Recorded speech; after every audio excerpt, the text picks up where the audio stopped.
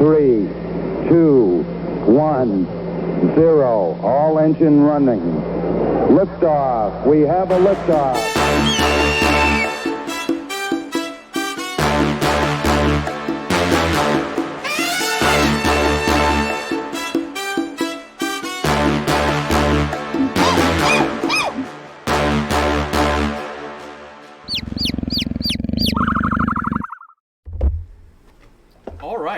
Welcome to the Nerd Podcast. This is the first session of our new campaign. It gives me great pleasure to present to you the world of Entorin. Its wide-stretching landscape is home to many regions, kingdoms, and city-states. Though the world has experienced decades without open warfare, there are tensions building and conflict of trade and words run rampant. From the western border, the continent begins with the lands of the Dark Elves, known as Obsidians. Their snow-covered homeland encompasses the entire island of Sidon and is ruled by a hierarchy of patriarchal families. All answer to the High Lord, which at this time is Gautalin of House Indris. Though there is trade from their society to the rest of Entorin, it is heavily controlled, and outsiders are not permitted within their borders. Moving eastward across the channel that separates the island of Sidon from the heartland of Entorin, the next major region is a cluster of city-states, each ruled by individual lords and ladies, but all answer to the city of Asgareth. It is at the core of these loosely aligned cities and holds the highest influence of any of them.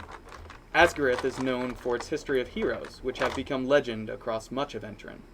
One of the most densely populated regions of the world, it is primarily populated by humans, halflings, and dwarves, though other races do exist there. To the north of the city-states, hidden within the Blegson Mountains, is the capital city of the elves, Quemenvalar. The oldest of the races, they house the largest collective of knowledge and secrets of Entorin. Other than merchant caravans that travel about the landscape, they stay within their city. To the south of the city-states is Bromtang, the primary city of dwarves, ruled by King Lazarlius and a council of ruling families known as the Flavrakin. Renowned for their craftsmanship and ingenuity, the king has brought about much prosperity to not only Bromtang, but to all dwarves, for their skills are sought after across all of Entorin. At the center of the continent is the Fentigian Federation. Its borders stretch from nearly the northern coast all the way down to a river delta known as the Fingerlands. An authoritarian, caste-controlled society which openly only allows humans freedom. All other races are categorized within a caste known as Ser, and live a life of servitude to humans. Moving further along the map, you find Shentar. The most eastern region is far to the north and is surrounded by a chain of mountains. It's withdrawn within its borders from the rest of Entorin, not out of control, but in result of the vast distance between the other areas of the world. Their monistic lifestyle has surrounded them in mystery and fantastical theories by the rest of the world. Currently, the world's people are at peace, but the water is beginning to boil. We begin our adventure within the city of Hawk's Landing. Hawk's Landing being the most eastern city that is under the influence of the city of Asgareth, a trade hub between the Fentigian Federation and the West. This is where our adventure begins. The light of the twin moon shines brightly and fills the clear sky. The mixture of pink and sage from the moons illuminates the red brick buildings of the industrial district of Hawk's Landing. Standing amongst a group of abandoned warehouses are two humanoids, one a dwarf and the other a Goliath. Their size difference magnified by merely standing side by side. Their breaths billow out into the chilly air. Cole, would you like to describe your character? Yeah. I am right around 7'5". Clearly the dwarf. Yeah, clearly the dwarf. I'm a Goliath who's about 7'5". I have blue war paint coming from my left side diagonally down to my right side, and it is covering up a scar that not a lot of people notice whenever I'm wearing the paint. I'm toned, but I'm very muscular when it comes. Wearing a tight shirt, cut off sleeves, and just wearing. That's it. Just carrying No my pants. satchel. Yeah, no pants. full bearing this right now. No pants, just normal slacks. Have just a normal pack. That has all my stuff. My axe is on my back right now. Okay. And Joel, would you like to describe your character? Yeah. You see a short, stout dwarf, red hair, red beard, mustache braided down, carrying a giant warhammer with a huge shield on his back, almost as big as him. A little bit on the older side. Get a little flecks of gray in his hair. Beard? No beard? Yeah, Beard? Okay. Oh yeah. Giant red beard. So standing in the center of a square, you see the dwarven Goliath, which were just described. Red buildings, brick, abandoned, weathered, and you see clearly have been abandoned a while, have not been in use because there are bricks missing, pieces of the roof are collapsed in on certain of the buildings. But around the corner, seeing the two humanoids, you see two slender-bodied elves. Don, would you like to introduce your character? Yeah, so looking over, you would see a young elven man. He has blonde shoulder-length hair pulled back away from his face. He's dressed in a voluminous gray robe that falls over a sort of long teal tunic. And he's got a violet silk sash tied about his waist that trails down the front of his clothes, and it's covered in these Kabbalistic symbols wrought in silver thread. He's carrying a white staff with sort of coiled branches around the top, in which there are two gems, the color of the two moons. And he's standing beside... Jason, would you like to introduce your character? Closely beside, you see also a young elf. Your typical hero, short, little messy do up top, strawberry blonde. I'm wearing a well-tuned, finely well-oiled black armor, and also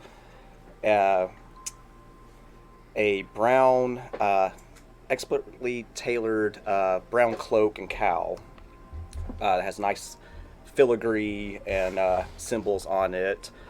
You see a rapier on my left side, and also a small dagger on the opposite. Again, walking very closely to his brother elf there. And you said both the moons are shining? Correct. Yep. One is a pink, and the other is like a sage green or an emerald almost. So upon seeing that, you also see kind of a small beacon in his chest. Just a faint kind of light blue glow around it.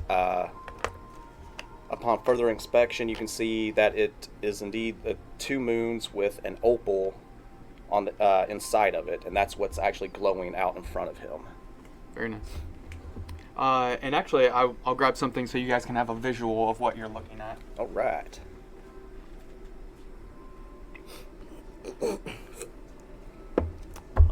Oh! Okay. Key is not to drop it. So, okay. There we go. All right, so Nice. what you have this is a warehouse district in Hawks Landing. You know that, as I described, Hawks Landing is an area of importance for trade, specifically between those city-states and the Fentigian Federation. All of you would know this. The Federation is the most wealthy and prosperous of any of the regions, as far as compared to individual states. It has prospered off their strict adherence to that authoritarian control. Not that other races aren't allowed there, they're just servants. But because of that trade that Hawks Landing has, there's quite a bit of districts that are designed for storing or producing aspects from the west to send to the east.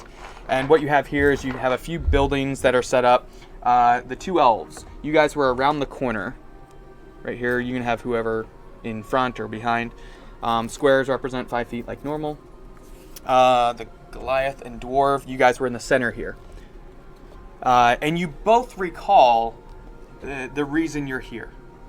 You, for different reasons, have come to Hawk's Landing. 2 of you are part of the Balancourt clan, and 2 are from Quemenvelar, here for their own volition, which I'll allow their characters to say if they'd like. But you all have a purpose. Unbeknownst to each other, you have, each of you, both pairs, set up a meeting, somebody known as the Nighthawk. Someone who has information or abilities to get you into the Fentigian Federation. And that is what brought you here this evening. Again, the clear sky, it's brightly lit but it's at the end of summer, beginning of fall, so it's that light chill in the air to where you can see your breaths. And you're waiting. You were told to just come here midnight and to wait for the Nighthawk. If you'd like, you guys can speak to each other, or if you'd like to just hang out, that's up to you. Have they noticed us yet? If you'd like, you can do or what's your passive perception? 13 for me. 13. Or you guys are waiting for somebody, so I'd allow you to make a roll. You both. That makes sense. And if you guys would like to do stealth, if you're trying to stay hidden. I was just asking. Yeah. That is a dirty 20. 12. 12. You notice, as a barbarian, you have an innate ability with tracking and keeping your surroundings at the forefront of your mind, because you don't have magic, you don't have things to protect you. It's literally just the strength of your arm. You do notice, you've heard them maybe shuffling their feet a tiny bit or just whispering to each other off in the distance. I mean, we haven't been lurking. I just wondered whether they had noticed us yet. Yeah, so you've noticed 2 slender-bodied elves. With that dirty 20, you would know. They're off roughly 30-ish feet. Okay. So if I see him looking at me and say, "Hail, friend, we seek the Nighthawk." Oh, my friend. So do we. Come on over. I'll cautiously approach. Am I to take it you are not he? What? Am I to take it you are not the Nighthawk? No, sir. Oh, it's not us. What business do you have with the Nighthawk? Well, I am hoping to find that out in the course of events. I extend my hand. Errand of Clan Volnia, Quemenvelar. Remington Bloodson, at your service. Pleasure to meet you, and you, sir. I am a Cuthward Thirdback. This is my brother, Drake. Drake will hit his armor and do a deep bow. Well met. Somewhat more formal than myself. More rigid order he belongs to. Have you any idea when this Nighthawk will be here? I was told to arrive at midnight, and I make a point of being fashionably late. It's true. It can be a bit annoying, but that's my brother. One of his many quirks. Do you recall when we were supposed to, around what time we were supposed to meet him? Just midnight is what you were told. To come alone, to obviously. But you both kind of said you're meeting the Nighthawk, so you imagine it's for the same meeting. I suppose you didn't see anything on your way in. No, not from the inn to here. You hear above you a screech, and a hawk comes across the light above you, blocking the moons for just a moment. A wide wingspan, wider than a normal hawk. And you see it flutter down into the shadows, the moons being off in this distance, lands in the shadows, and then you see, walking from the corner, a cloaked shadow bow. You know, if you aren't possessed of nature magic, that's a very impressive entrance you've just made, friend. Well, I like making an entrance for such events, specifically with people such as yourselves.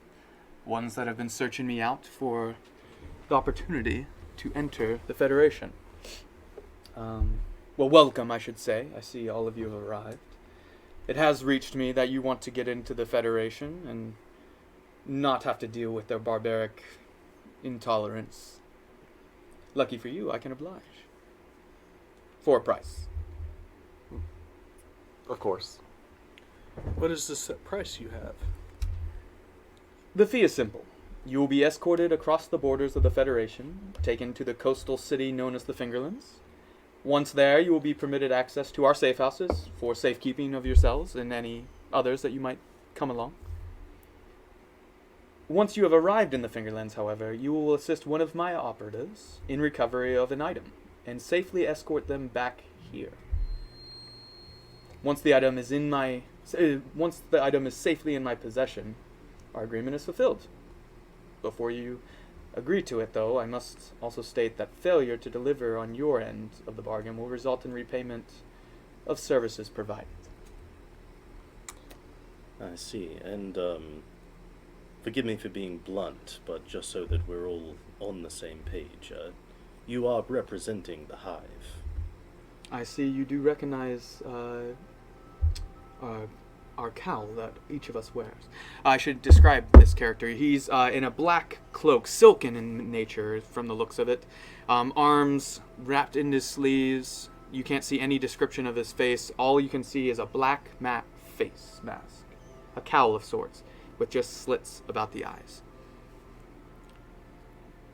It is true, I am of their ranks, and with that comes the ability, as you, I imagine, if you recognize me, know that we exist across all of Entorin, beneath, within, all around.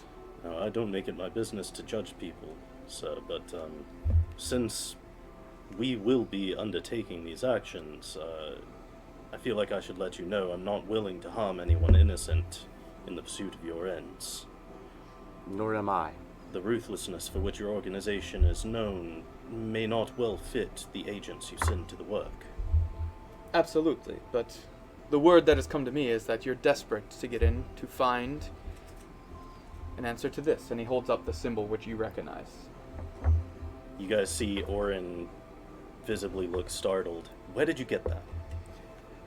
There is a certain bookkeeper, of sorts, I guess, within the Fingerlands that has knowledge of such symbols, and from what I hear, you're attempting to find knowledge on it. And I assume that connection with this bookseller is the payment for the services you wish me to render. In a way, there's an item, which I mentioned, I want you to recover. It is not with this bookkeeper, but you will be taken to this bookkeeper as our payment to you in the bargain. Plus your safe passage and safekeeping.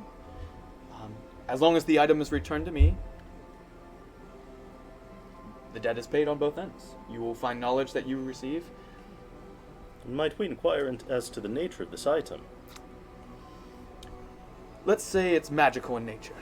And as you know, in the world of Entorin, magic at one time was very prevalent until roughly 700 years ago, when the Order of Werlich, the magical users, delved deeper into Levempor, which is magic. Levempor had aspects that had been off limits for thousands of years, but because there had been relative peace for a few hundred years, the Order decided they could begin to dabble. And because of that, the Order was destroyed by Sentinels of the World, created by the creators. Dragons returned to restore balance, to remove those who had done this. So you know magical items are not very prevalent in the world. They're hidden, they're almost revered in certain areas. So the fact that he mentions it's a magical item, it's going to be possibly one of a kind. And he continues. I just want to make sure you understand that. If I'm not mistaken, magic is very rare at times now. Well, of course. So will there be additional coin to retrieve this? Well, the payment on your end. Other than the payment that you guys are offering.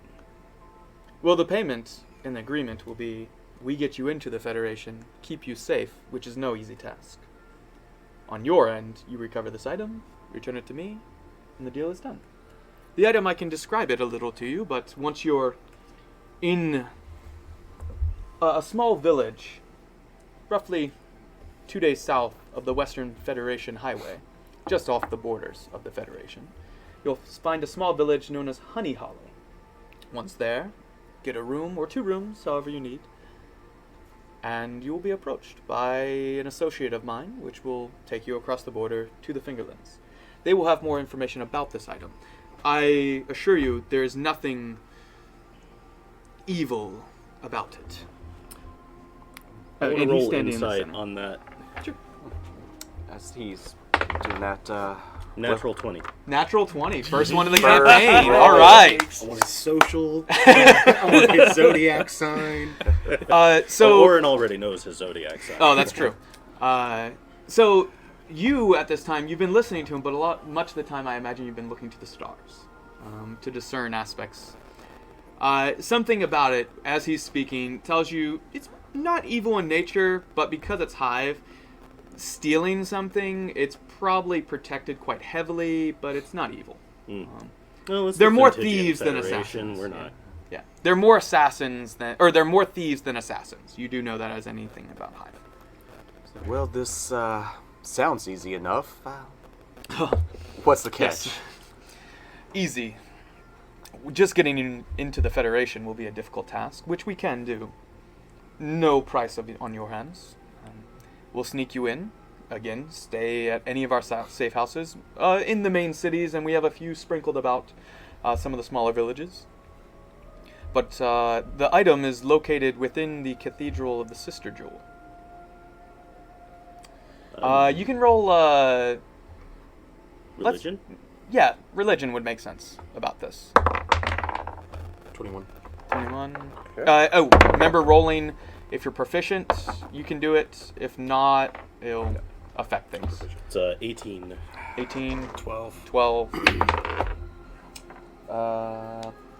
13 for Drake. 13, and 21, you said. Oh, and 21 and 18. Don't make everyone else do this because they'll hate me, but I put my proficiencies on. Oh, I saw. Oh, yeah. I like it. Son of a bitch. Gosh, He wanted to make everyone else look bad. See, Oren is very detailed. He spent many years Well, in the no, you library. just left us down here for like 20 minutes. I'm sorry. So I kept going.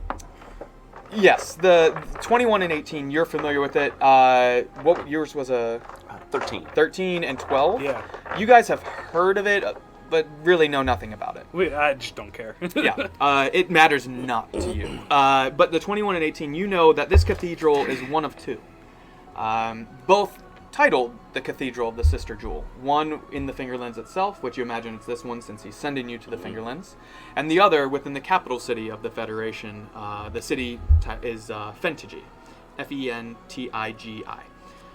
Both are revered as possibly the Holy of Holies within the Federation. So the Catholic Church, basically. But it's like their own religious practice within Yes. the Federation. It wouldn't be Correct. anything that I would necessarily Yeah, have they. special respect for.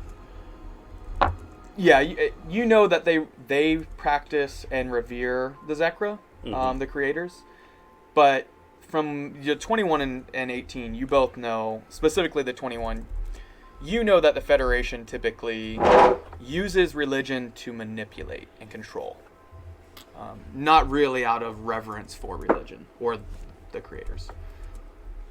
So once you arrive at the cathedral, you'll need to find a way in, recover the item, and escape and bring it back. Preferably unknown to those who protect it. Well, as you know, me and my companion have very strict code to go by. Indeed you do. Part of the Balancourt clan, I see by your amulets. Mine's not out. Yours not out? I didn't say it was out on my Oh, character. okay. Is yours, you wear it? Okay, so your I don't. I have Mine mine. out. Mine's somewhere else. So, do you mind describing the amulet? Do you have the description of it? Somewhere in a note you sent me. Okay. I got a text of it. I can get it real quick for you. So you see on the dwarf an amulet that hangs about his neck. It has a symbol upon it. Sorry, I'm trying to find the exact description of it. So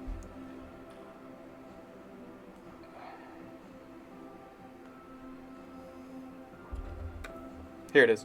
The clan symbol. Each of you have it, but one is only described. You both, the elves, see a snake being devoured by thorns of sort, a plant life, at its tail. the plants are devouring the snake, but the snake is biting and nipping at the plants in a circle. Almost like an Ouroboros kind Yeah, think of like a ring. Basically, it's a snake curled up, having its tail bitten and wrapped around by these thorns, and like an ivy of sorts that's wrapping around it, like eating at it, and the snake is biting. Sure, yeah, actually, yeah, kind of like that. And it's biting at they're eating each other, but it's in a circle. Gotcha. So that's what you see. The Balancourt clan is here to keep balance. You know, being of that clan, and just as a citizen of this world, that the Federation is not in balance with the rest of the world. That is where the Balancourt clan was permitted to meet with myself. Normally we don't have many dealings, simply we're on two sides of the same coin.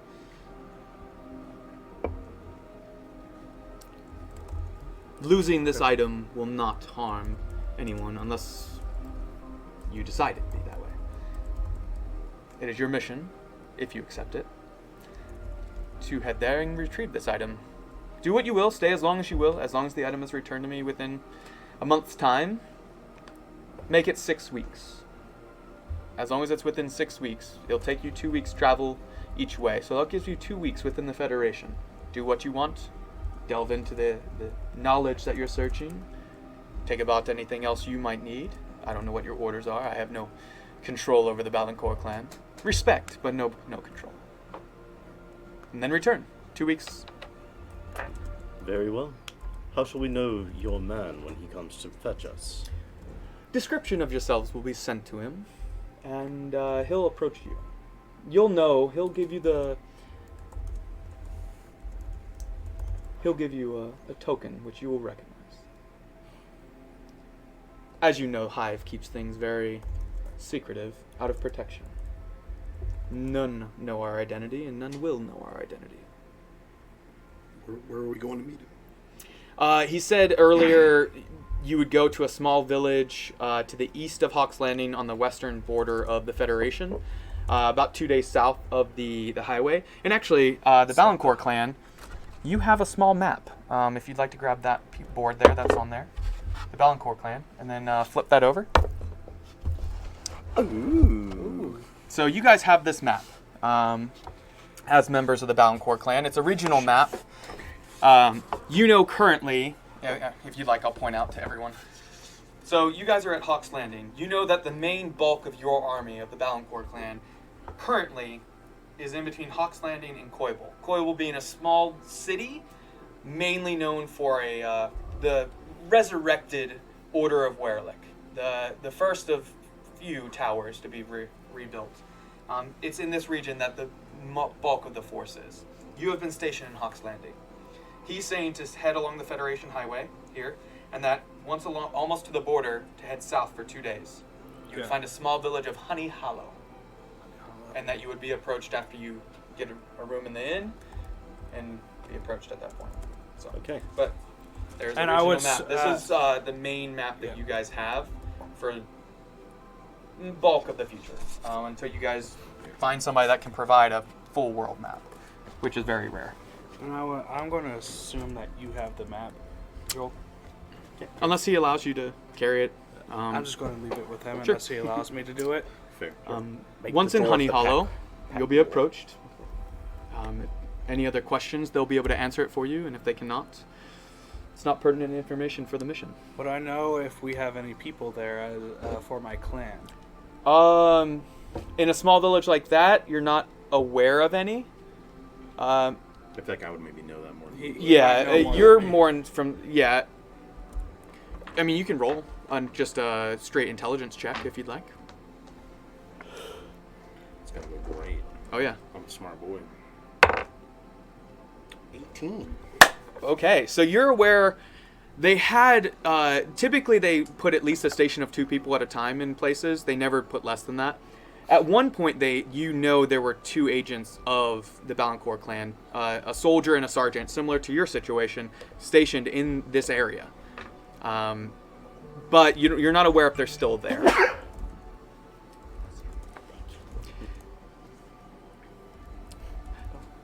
Again, any other questions?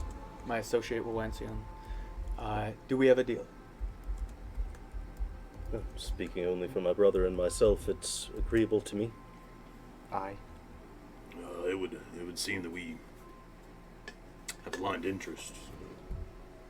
We'd be happy to accompany you on the journey. We'll feel safer on the road with your muscle beside us. I'm more than willing to help you guys out. Very well. If there's nothing else, I bid you farewell.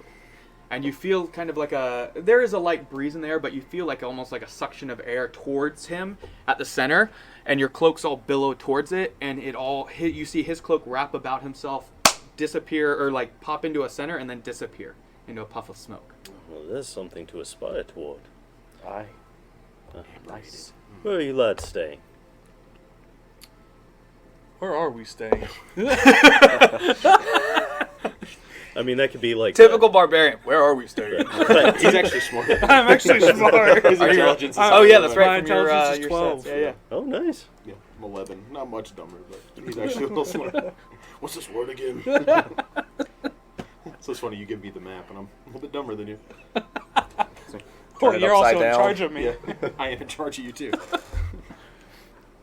Fair. Do you just want like a one of the inns? Yeah, Okay. I mean, yeah. You can just Um. make a name up if you want. Oh no, I've got a list of names. I assumed you did. And yeah. again, it was not important. You're at the you have some coin. Being part of the Balancourt clan. Speaking of, how much coin does each of you have? I know yours is like you have 0. I put all You have the mine horse, into my gear. even the coin I gave you extra. Oh, you gave me extra? Remember I said you could do a horse or take the like 25 gold or 50 gold, whatever it was. Oh. So add 35 gold Okay. to yours. What do you have? 35 Only gold. 17. Add 10 to that. I have 15. 15. That's what I Add, rolled. That's what I rolled too. you know what? Actually, all 3 of you roll percentile dice. That'll be more fun. That'll let the dice decide how much coin you get. I rolled for gold and bought my equipment and had 42 gold left over. Did So, you add the horse? Or no, because you guys actually took horses from your family's stables. Yeah. So There's no I'll way allow I you to will. roll Is percentile, that or a D10 and a D8? or just take a base 2D10? 30 gold 2D10? add. Yeah. You guys can Up decide. percentile. I mean, most of the numbers on here will be higher than 30. Exactly. I mean, so I must have rolled the wrong goal because I rolled 15. But not that one, though. There's no way I rolled the right number. Yeah. I rolled 17. Well, and at your rank, I'm considering that too. Okay, so 49. I rolled 49, so add 78, 49 right? gold. 103. Yeah. 103 That's not possible. on 100. That's 3. I rolled a No. That's 100, and I rolled a 3. No. So you rolled 3. Yeah, so I rolled 3. 0, 0, and 3. so 0, 3. 3 gold. Great! I said you could take percentile or 30 gold. 78. 15. 15. That's lower than the 30 you thought. Yeah, sometimes when you gamble, you lose. But it was fun to roll It's dice weird how instead that of me works. just saying what you get. So Well, I think that's actually the first time I've rolled a So percentile. I only get... So you guys have never really traveled outside your city for the most part, so it would make sense you don't. I mean, you have some coin from your endeavors and service to the city. You two, you have a good bit of coin because you're a sergeant rank, and you get a certain amount of pay for that rank. You guys are staying at the Ye Old Chain Inn. Yep. It's on the eastern side of Hawk's Landing. I didn't know they had chains in this world. Maybe we can go to a McDonald's. Yeah. That's just called Mickey D's. So, you guys just asked, the Elven brothers just asked where you were staying. Ye Old Inn. Would Sounds I know quaint. where that would, like, the direction to go from? You know there? it's on the eastern side, and you're relatively intelligent for a barbarian, so you could get him there for sure. You're not an idiot. What a coincidence. I've heard that the ale there is quite good. We were going to stop by this evening. It's actually Why don't we pretty all phenomenal. join our party now? Let's go. We'll show you the way. It is quite late, but for drinking, it's not too late. Especially in a large city like this. And as you're walking through the town, you're roughly a 30-minute walk from where your inn was. Not far. Yeah, it's not terribly far. From the warehouse district? Yeah, or- okay. exactly. Gotcha. And as you're walking, obviously being so late, there aren't like children walking about. There's still some people moving about. You hear a bit of things in buildings of people working still. That, again, is a very industrialized city. Somewhere technology-wise between, say, it's steam-powered, so combination of Final Fantasy VII and trying to think of another one where Final Fantasy VI actually is a perfect example of that, where they have the steam-powered cities and they have electric, but they still use old aspects outside. But this is a main city, so they have updated quite quickly. As you're walking, you hear production going on. You pass by a couple other bars and pubs. Laughter. You hear music playing in some of them. But do you head just straight back to the inn? Yeah. Okay. As you arrive, the door is unlocked. You enter in, and you find. Enter in? What's up? We enter in. Uh-oh. Yes, you enter inside the building, and you find the common room. A few patrons still there, roughly 4. All 3 of them at a single table, and another one just sitting at the bar by himself. All drinking. You can tell all of your passive perceptions are really not very good. What about my passive investigation? Sure, what's that? What's that? 17. Sure, you recognize that they're all pretty tipsy. They're not quite drunk level, but just from the volume of their voice and all, they've been drinking for a few hours, and the fact that it's such a late hour. And yeah, that's what you see. Yeah, I was just gonna have a few drinks and then go to bed. Okay. Yeah, I don't know the exposition. I'll get us around and I'll grab us a table. yeah, get the table towards the back. Are you getting wine, ale? I'm going to grab some ale. Ale? I'll get 2 ales For you. Something light before bed. So yes, ale would be great. If they have anything made in house, I'd love to try it. Otherwise, any ale will do. I know just what you need. So I'll walk over and get their house-made ale. Yeah, you guys have. You've been here about 2 days. Yeah, so you we've been spent here 2 a little nights in this inn. You're familiar with the quality of their ale. It's not the best, but it's definitely not the worst. It's kind of like a mid-grade ale, but it's got I don't know alcohol, but it tastes good. You get the ale, carrying hops. 4 tankards, 2 in each hand. The barbarian walking behind you cost you 3 silver. Done. I'll hand them out. I don't know if y'all want to do any exposition, but or like meeting each other. I figure that's like road talk. Yeah, I mean, I figured it would happen naturally along the way. Fair. It's late. Okay. Have some beers, exchange pleasantries, go off to our rooms. Okay. How deep into pleasantries do you go? Do you give much information about yourselves, or is it more just like, why are you here? I don't think so yet. I think that'd be better for when we're on the road. We know we have a mission, Yeah. Okay. so it'd be like we had 2 rooms, so he'll bunk with me, Okay. and we'll offer you our For other your room. rooms, it's gonna be. We had 2. Yeah, we had 2. Oh, so you guys are gonna bunk, and then they'll bunk in the other one? Yeah. Yeah. Okay. We'll just offer that to them. No problem. Sure. So you'll need to take out another 3 silver for the rooms, or sorry, 2 silver, 1 for each room. So it's a silver a night for each room. Fair. So, whoever wants to pay for it. Obviously. I'll chip in 1 silver for you. He did get 3 gold, so he's balling. Yeah. Balling. I got it. He's sergeant. He, Yeah, let I the got it. ranking officer. You guys spend the evening. Nothing happens. The pleasantries. You speak a little bit of the mission and why you're willing. Maybe a tiny bit of why you're willing to take it. But from the context of what was said there, nothing's really pushed, but on either side. And you retire to your beds. Get a full night's rest. No issue. Wake Okay. up. Yeah. Next morning, come out and meet the group. Have you any further business here in Hulk's Landing? I believe Drake and I are ready to depart. Are we not? Absolutely. Sooner the better. Just need to collect Sebastian and we can be on our way. Very well. We'll go At collect this point, our I'm still pulses. upstairs. I'm doing my my morning ritual Okay. by myself right now. Okay. All right, I'll go to collect our horses. Do we need to pay the stables? Anything? You do, yes. For 2 days, you guys have been in Hawk's Landing, so I have it somewhere in here for stable costs. Yeah, I'll get our mounts out as well. So you let me know.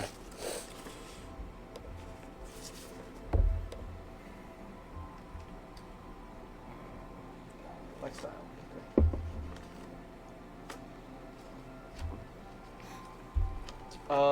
So for 2 days, each would house one horse, so it would be 6 copper for each pair. Basically, it's 3 copper per day for the 2. So Okay. Oh, they have horses as well? I don't know. Yes. We have mounts. They have mounts. Okay. I see. We have mounts. How do I do the copper? Wait, so my horse, just my horse, was 6 copper for these No. The days. 2 combined were 6 copper for the 2. So basically 3 copper each person. Is what Okay. it was. Yeah. Okay. So yeah. The way they do it is oh, like so 10. Okay, I got it. I can remove 1 Yep. and add 10 copper. I got it. Math. partially why it was so cheap for you to stable is because not a ton of, I mean, horses are still used, but being the industrialized area this is, you have a lot more of the ZEPs, which is recent technology. It's steam-powered wagons that Oh, yeah. people use. Some people use horses and other mounts, but a lot of people travel by either the ZEP or the Zeppelin in the air. Fair question, DM. Would our mounts cost more, being what they are? I forgot, honestly, about your mounts, so yeah, make it 6 copper each. I honestly forgot about their mounts. Yeah. I got you. Don't worry about it. So, yours were actually on the eastern side near where you were staying, whereas yours were on the western side of town. So, it'll take you about an hour and a half each way, so 3 hours to get them to Holy walk. shit. It's a big city. It's a Alright, so very... I guess we'll tell y'all ahead of time. We'll meet at the gate. Going Well, out we'll that be way. faster coming back than we are going, though, won't we? You can. I mean, you'll be on horses, so Yeah. you could... If you rode around the city, it would actually only take you about 20, 30 minutes. Well, we'll On do horse. that then. Yeah. So it takes you roughly 2 hours. Yeah, we'll meet y'all over there. Just because walking through the city, I mean, you're having Yeah. to move around people. It's a very bustling. Again, this is an industrialized city, and the cool thing about this city is there's going to be a good bit that probably takes place in Hawks Landing in the beginning for you guys. The city is surrounded by multiple layers of walls from as the city has grown, but recently they haven't really built walls on the furthest outside part because they don't see it necessary anymore. So there are 3 layers of walls, and at the center of the city is a large, sprawling spire, which is hidden behind there, but you guys don't need to see it yet. It's roughly 400 feet in height. I mean, it is very large. It is a stone structure. That being important because such a large structure made out of stone is extremely rare. Other buildings in the city are made out of steel and glass. Think of modern day buildings in a way. They've recently steel, medieval style steel, not like modern day steel.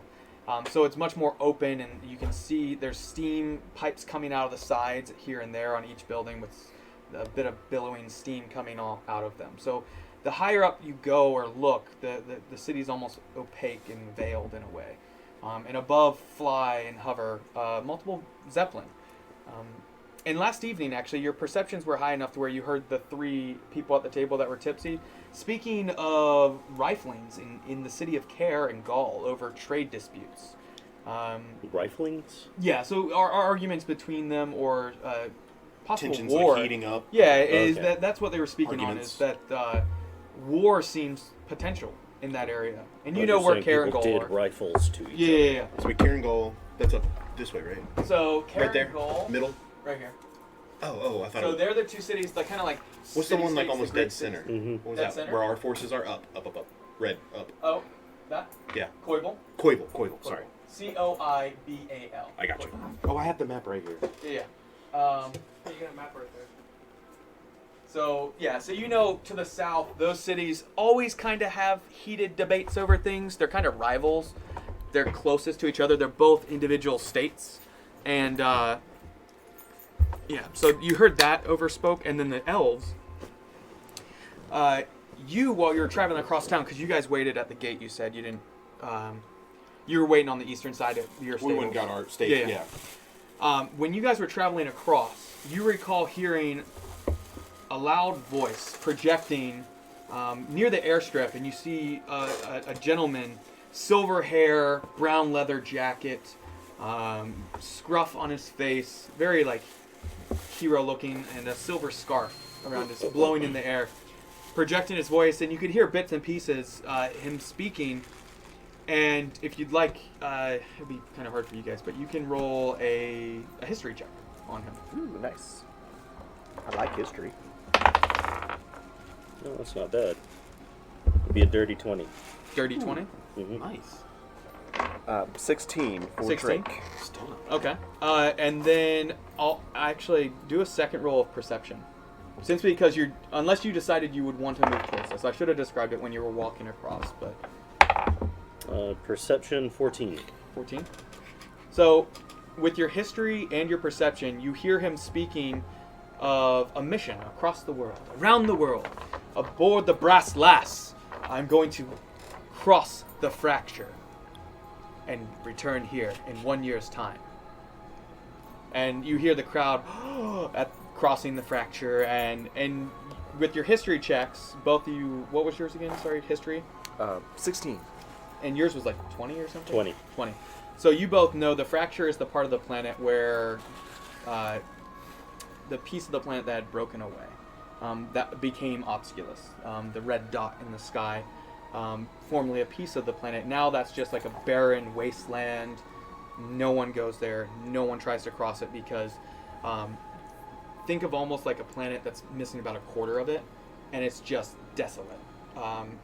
Air disappears at times. Like there's pockets where water seems to flow in awkward from gravitational pools. No one has ever tried to cross over it, but he's speaking about crossing this and very arrogantly in a way. And yeah, unless you'd like to go closer, that's all you really. And I just kind of chuckle to myself and Exactly. nudge Drake. And you recognize him. You see a sign on the airfield where it says Tal Whitaker, Captain, the Brass Lass, on a plaque or on like a sign. And each airfield, there's landing pads where Zeppelin land, and each one has kind of like a handwritten sign of what ship and the captain's name is on each one. And that's what is on that. So Tal Whitaker. Yeah. But yeah, you receive your steeds and you pay your copper, return back, no issue. No other shopping or anything you want to try and find anything? Nah, it's the start of the game, man. I already got my starting equipment. Yeah. Okay. I just want to make sure because you were here 2 days in case there was like a retroactive. Yeah. The weather. It's a bit cloudy. Here and there, a bit of rain. Will you roll a percentile dice for me for the potential encounter for the day? Since you guys are leaving right away, don't want to shop. Yeah, we're gonna. You're heading head eastern out on the Western Federation Highway? if that's the most convenient route, yeah. Yeah. Yes. It's not like a highway, it's literally just a road that is stone brick laid. Well, just for y'all's, just so y'all know, you see us waiting at the gate. I'm astride a bison, Oh my. and you see our barbarian friend atop an elk. Yep. Eating meat. Like, Yeah, I'm literally sitting he's- there eating like I'm hungry. Don't serve It will be very interesting to travel with you fellows and learn the customs of your people. I've not seen mounts such as these before. Oh, Sebastian, you'll love him. And he's Sebastian, when he hears his name, actually snorts. I'll give him a slight bow and say, "A pleasure to meet you, sir." Percentile. 2? 2. Okay. 002. Okay. We're about to fight a That's a low percentile. Yeah. Actually, low's good on the random encounters. That's a no encounter. So, Fuck yeah. yeah. So the day goes without harm. I mean, there's a bit of rain here and there, but not like downpour. It's like drizzle. So where we're heading to go meet this guy. Yeah, so we're along the. Would I know it'd probably be smart to tuck my Balancore, like kind of hide that, because we're not like scoffed not at, in a but city. Yeah, you know it's renowned and revered in certain ways. it would draw attention to us. Yeah. Okay, I'll kind of tuck it under my chain. So the highway is the white line. I think I drew it on your map as well. You did, yeah. You did. So in a day, So we're heading towards Fentigian and then going down. correct. Since you had no encounter and the weather is relatively fine, you get a full day's travel, which is normal. Yeah, it's about 8 miles if you're riding regular. Or sorry, that's Wait, Underdark a full speed. day? 8 hours of travel. Sorry, on horse. You're just going regular speed, not like dashing your horses. Right, you're probably moving. Actually, like 30 miles. I was gonna say, why would Sorry, we? this is Underdark. I looked at the Underdark. Why would he only be Okay. traveling 8 hours? On horseback, you'll start accruing potentially exhaustion points if you travel further than that. Oh, really? Yeah. Well, What about on a bison? Same. No, just- Yeah. okay. I'm good. You gave me a bison. don't make the DM regret giving you nice things. I know. I love it. I love They it. have just simple horses. You think? Something you actually notice about their horses is, I think like Gandalf, you don't see any reins. You don't see a stirrups. You don't see a seat. They ride it. And at times, it's almost like the horses innately understand what they want them to do. Like if there's like a large rock in the road, they both go to one side compared to some horses they might split up. They innately are like them in a way, brothers in a way. But yeah, day goes by well. Would you like to set up camp on the road, like right beside it, or a little ways off? Or ride through the night? That's Is up to you. there any trees around? In this area, so the highway cuts across. The first few days you'll find some trees, but you know as you travel across the Balancourt clan, you guys have never been in this area, so Yeah. this is all new. The further east you go, until you get closer to the river delta that you'll find in the Federation, is almost like a Sahara. Much more dry, but the first day or two you're going to find patches of trees and forests. Like kind of off the road a little bit. Yeah, Okay.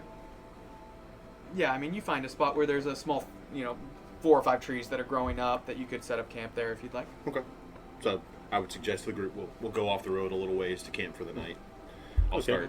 start prepping, cutting some firewood off the trees. Starting a fire? Well, if he sets, listen, friend, if you don't mind arranging that wood here, I can use magic to cause a fire to start for us. Excellent. Be So I'll quite get it a all bit set easier. up. Is there any animals around by any chance? I mean, you've heard or seen, off in the distance, you've seen small animals in the distance along the travels, but you mean immediately, like right when you walk in the thicket? Yeah, of I'm trees? trying to go hunting. He's going hunting. You can go hunting. I don't Yeah. mind. Are you going to go alone? We've been traveling all day. I'm not going to help him. Yeah, I'll go out alone. I'm used Okay. to it. How far out from camp are you willing to go? Uh, I will roll, but I want to know how far you're willing to go. Let's go 2 miles out, max. 2 miles.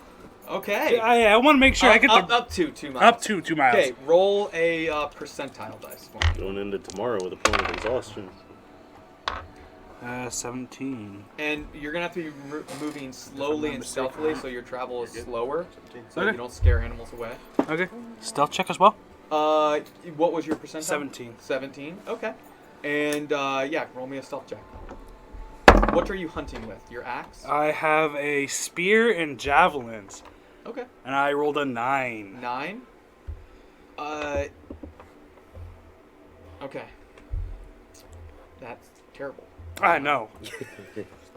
You, at 2 different moments, see deer, and you begin to slowly move up, and then you step on a rock, and your foot kind of twists, and you just like grunt a little bit, but it's loud enough to where deer, Could hear it. yeah, and you see them like, and then bolt. But then you track them, and give me one more stealth check. Or sorry, this would be your survival first to track them. Well, it's going to be crap. I can guarantee that. It's gonna be crap. Go That's ahead a- and that's a roll me, 4. Percentile. That's a 4. 4. Similar thing happens. Your ankle's a little swollen from the first time you twisted it, and the same ankle you twist again. Okay. No damage. You're fine, but you're roughly an hour out, an hour's time that you've spent Yeah. doing that. You can spend more time, but you will accrue exhaustion. At this point, I'm just going back. Okay. Does your barbarian friend do this often? Yes. Just kind of wander off. Most of the time he comes back with food. I have dry rations if we need it. You know, see me, I'm just kind of over there Yeah. brushing down Sebastian. Like, you see, like, I'm very, like he's a puppy, although he's massive compared to me, but I'm very playful with him, and, yeah. I'm impressed he has the stamina to go hunting after riding all day on that creature. He'll regret it in the morning. I would like to keep an eye out on my way back. Oh, Do one more perception check. Oh, that's good. That's a 19. 19? Yeah. Okay. On your way back, you see the same pack of deer that you had kind of circled. Darn it! And there are 2 of them instead of 3 now. One of them something's happened to. You don't see it, at least. Okay. You see 2. Both female. The male is missing. Would you like to roll stealth, or you want to try and attack? Yeah, I want to bring back some food. Okay, roll an attack. You're roughly 60 feet away, so javelin would be disadvantage, I believe, unless you want to use your Javelin's 30 to 120. Okay, yeah, so- Spear is 20 to 60. So you can do the javelin at disadvantage, And I have or four. either. I have 4 of them. Javelin will Okay. be a... What is it? 30 to Yeah, but Oh, 60 would be disadvantage. Yeah, I'll be fine. Sorry. So disadvantage. Or you can attempt to stealth forward to get a straight attack. Yeah, you know, I'm gonna try to stealth forward. Oh gosh, okay. I mean, you're not wearing armor, so. And no, they get scared. What number is it? 6. Yeah, you're like, you got your javelin out. You're like, I'm gonna get it. And they hear you say to yourself, I'm gonna get it. And run off. Yeah, and you're maybe 5-10 minutes from camp. I walk back and I just plop down. And I'm like, fuck this shit. Okay. so what does bring you lot out of the Ballancourt clan? I understand your folk are not always welcomed. Well, let's just say we have interest in getting information on the Federation. Playing it close to your chest, then. Fair enough. This is day 2. We'll see how well I trust you. Just know you're traveling with me. Morden and I have your back. As we have yours. My brother and I both studied in the Library of Zelai in Eque Minvala. I'm an apprentice diviner there, seeking information about the research that my thrice great grandfather, who was our clan's patriarch and archdiviner, was doing at the time that he disappeared during my apprenticeship. You think they stole that the research from him? To be quite honest, I'm not even totally sure what he was researching. He always kept me fairly locked out of it. But we traveled together seeking information and were separated. And I never found him again. My only clue is a symbol that I saw among his things.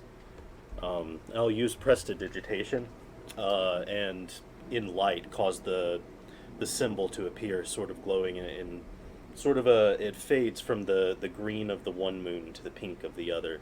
But you see a pair of, it looks like diamonds, 4-sided, set side by side with a sunburst above them. This I saw among his things, and it's led me this far. I'm hoping that the contact we meet inside the Federation will be able to provide me with more information. Would I know anything about this symbol? I'm a traveled man. Traveled dwarf. History at disadvantage. Or no, you're a dwarf. Straight roll for you. If you're not a dwarf, you can do it. If you're proficient in history. I'm not proficient in then history. You can roll straight since you're a dwarf. Does that mean it's a dwarven symbol? And he You've knows seen that it much before, about it? have you not? I have. Do you recall where you saw it? I do, yeah. You know enough. Okay. 18? 18. 18. You've seen it before. Very obscure. There was no information. It was in actually a book of ancient dwarven symbols that you saw. No information. It looks familiar. Familiar, you say? I can't place it. My father raised me in the forge and always had me reading. all about our histories. I've seen it somewhere. Well, I'm afraid that's not new information to me, but I'm it sorry.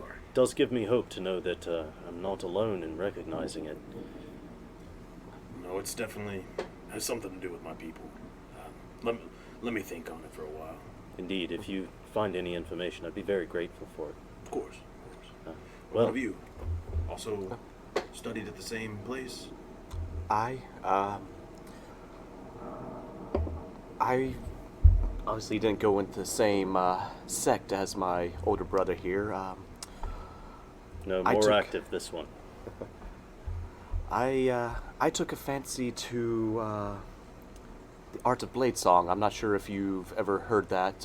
It's something special among our people, and actually I was about to do my nightly kata if you care to watch me. And at this point, Drake takes off his cloak, folds it nice and neat, puts it among his things. At this point, you see, of course, his armor with his medallion or amulet. He takes off his rapier, and you see a wooden sword, almost about the size of a katana. I go out from camp a bit and just kind of breathe in, breathe out, breathe in, breathe out, and the blade just slashes out, and you see me do various twirls. Like forms, kind of? Exactly. Oh, that's dope. This goes on for give or take. Roll a performance. Roll a performance. All right. I'd like to help him with that check by using prestidigitation and minor illusion to produce visual effects to go along with his kata. Okay, what So, kind like, of when visual he- effects? Yeah. Like, sometimes when he strikes out with his sword, I'll use minor illusion to cause fireworks to appear at that point. Very Gandalf-y. I like it. And I can also use minor illusion to make the sounds of metal clashing and foes falling. I'll give you advantage and get an inspiration dice. Inspiration. D6 or 4.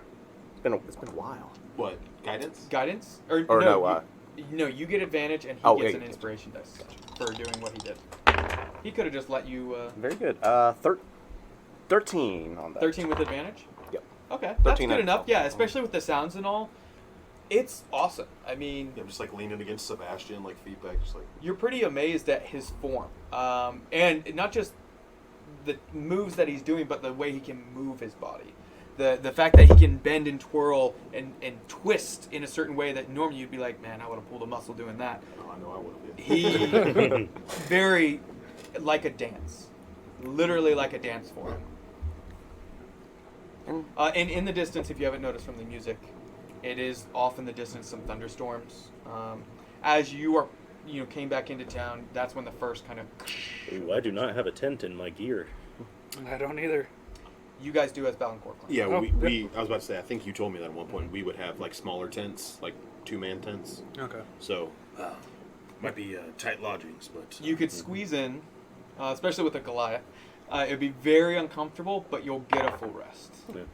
Well, we're indebted to your hospitality once again, and we won't forget it. so we can squeeze into one. Yeah. We'd be tight, but Yeah, at least with I'm a small, dwarf and he's Goliath large. and 2 elves, you'll be tight, but you'll be able to get in. It might be like Like we each have a you small can't bring all your bags in. You're gonna have to like kind of cover those up. Well, Well, I can dry everything with magic in the morning. But and I can, I finish my form and kind of come out of my little meditative trance and say, and I can also provide us a bit of protection. I can set an alarm around our camp, so Maybe between these trees here. absolutely. It seems like that'd be the way somebody would come at us. So we'll know if something tries to mess with us.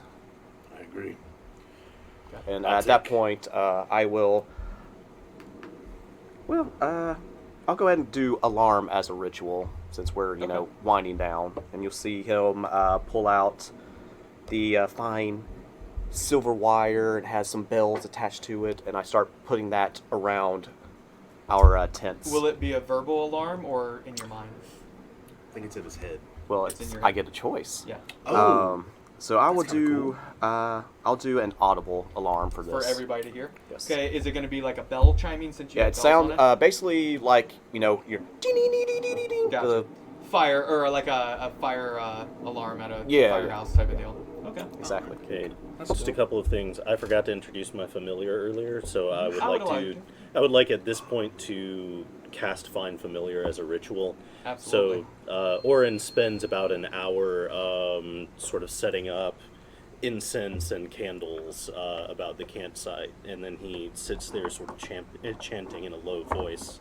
And at the end of an hour, there's sort of a shimmering mist out of which appears about a fist-sized bumblebee with two blue dots on the top of its head.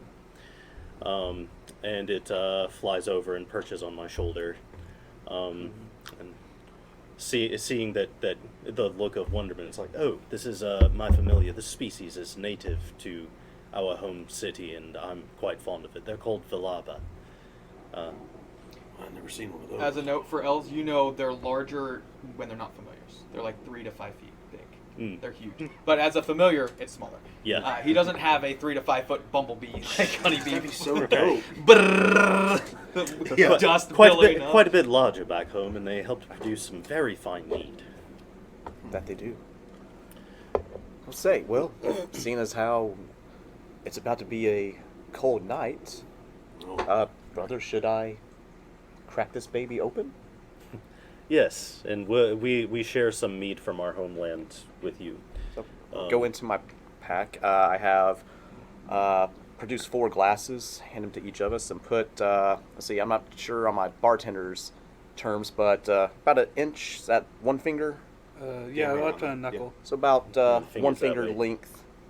Well, whatever. Just Well, you measure with your fingers by 1, 2. So okay, so yeah, 1. yeah. So yeah, 1 finger length of. So not stingy, but definitely not like. Right. Right. It's a sip on. Yeah. Mm-hmm. Okay. Here, gents. Please try this. This is again from our homeland. It's quite prized. As an Okie after birth. It is extremely fine. I'm- Possibly the best mead you have ever tasted. I'm going to smell it It's a first, honey and then mead I'm going made to drink from it. the Valarba. Not the bodies of the Valarba. The honey that The the honey produce. from them? Yeah. Yes, the Valarba. Actually, a lot of their hives are in the library with which we study, and In the library? yes, Indeed. All of Quemenvala, in fact, is constructed to be a part of its natural environment. Plants are not inhibited from entering buildings, and the local species are integrated rather than separated from our lifestyle. Do I know where this place is? I probably would have never been there, but You know it's in the mountain chain of the Blegson Mountains, but the exact location, no. What I know, since I'm come from a Goliath background, And your tribe has ventured into the Blegson. I'll allow you to roll a history check. disadvantage. No, straight. As a barbarian, because you're from that area. Not exactly, but 10. Wait, 10. no. Yeah, 10. you know it's somewhere in the western Yeah, to that center one- yeah, part. that one's done. Your tribe is from more the eastern northern part of the Blegson Mountains, and you know Yeah. it's somewhere to the west of that. So Okay. you know it's not in the immediate eastern side because you rolled a 10. I would really like to see this, especially this place. Such fine mead. Well, perhaps our travels will take us thence. I'd love to show you the breweries of the town. absolutely. It's a wonder to see. And the conversation's more lively there than at the library. Well, if we're going up there eventually, I'll have to take you to my clan. I Oh. tried. Well, I'd love to see how they live. Yeah, Yeah, we're on the western side, Eastern. eastern side of your, of where you guys come from. Yeah. He literally points to the west, but he meant east. They're on the eastern side. well, Orin's very polite and he doesn't say Yeah. anything about it. It's interesting. This is really my first time spending much time outside of Quemenvala. I'm looking forward to seeing the ways that the other races of Entorin live. I haven't ventured much out of Quemenvala. I was part of the city watch, and he's putting his cloak back on at this time, and that's where these colors and the filigree and symbols, that's what it comes from. But yeah, we wanted to come out and see the world proper, and of course find out more about this symbol that troubles my brother's sleep and waking moments. I'll keep thinking on it. I know I've seen that symbol before. Well, in time, the stars will guide me where I'm going, friend. And there are some stars that shine through. Because the storms are off in the distance, some of the stars are still, it's a bit of cloud cover on where you're at, but obviously as it's moving in, you lose sight of the stars. But you could have spent a little bit of time peering at the stars and studying them if you'd like. Yeah. Well, I'll go ahead and... Do I have the portent feature yet? Oh, and also, so the sky has the twin moons. One is Bangladesh, and the other is Vardaneth. They're considered sisters, or they're described as sisters. One is pink, one is green, but there's also kind of like a flowing ethereal light in the night sky that almost looks like northern lights. Oh, hey, I know those. Yeah, so you see that it's something that's mesmerizing, being away from the city. It's something you lose as you were in the city. Yeah. That was your first post as sergeant. That one as I'm well, rolling my yeah. portent dice for the next day as I look at the stars and Yeah, cast a those 3 are horoscope. out. Very nice rolls. I got a 3 and a 17. Okay. So you can replace an Yeah, enemy's so or the your roll own, with correct? portent, I do have to declare it before the roll. Correct. So it's like when you're going to make that roll, I get to tell you that's going to be a 3 or that's Yeah, going to yeah. be a 17. So I So can't an ally decide could when be I see 17 it. if you wanted for like In any D20 Yeah. roll, I can replace with one of these. But I have and to tell you beforehand. You, the way I described, did you, in character and player, do you remember the symbol I described for the Valancourt clan? I do, yeah. Okay. Yeah, and I you just haven't said anything. Okay, I out just want to loud. make sure Yeah. because. I did notice though. Okay. Anything else? Did you want more discussion at all throughout the evening, or are you taking watches, or are you just going to I allow was them? gonna say. Well, if we've got the alarm spell, Exactly. And You have it all and a around? familiar. Yep. I'll still do it. I'll watch. I'll take like a first watch. Yeah. And then I'll wake Orin him up might for a be second. overconfident, but he's trusting in Drake's Okay. alarm spell As he unless would. he's Yeah. asked Yeah. to.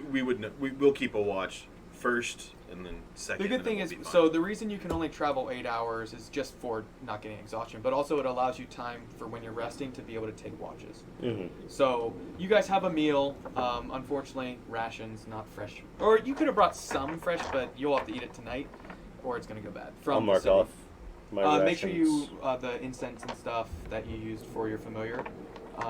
And I'll say you could have purchased enough to do it multiple times. Because we did the gold in session, you could have purchased more if you'd like. Yeah, well, I mean, usually you assume that the wizards already summoned their familiar at the start. I just forgot to Okay. describe him when I That met makes sense everyone. then, So So you guys spend the evening keeping watch. The storm moves in, and about halfway through the evening, it disappears and is replaced by a clear sky. You don't see this because you guys are in trance and resting for the evening. But it's a calm evening. For you, in your evening dreams or trance, whatever you'd like to call it, you find a vision comes to you again, similar in nature that you've experienced of the said symbol of a hawk atop a spire in looking down upon a serpent being eaten by plant life and vice versa. And then you see your vision pooled and you see the stars gliding past you. Think of Stargate, like passing by you till you see a river delta, and then you awaken to the sun. It is bright. It is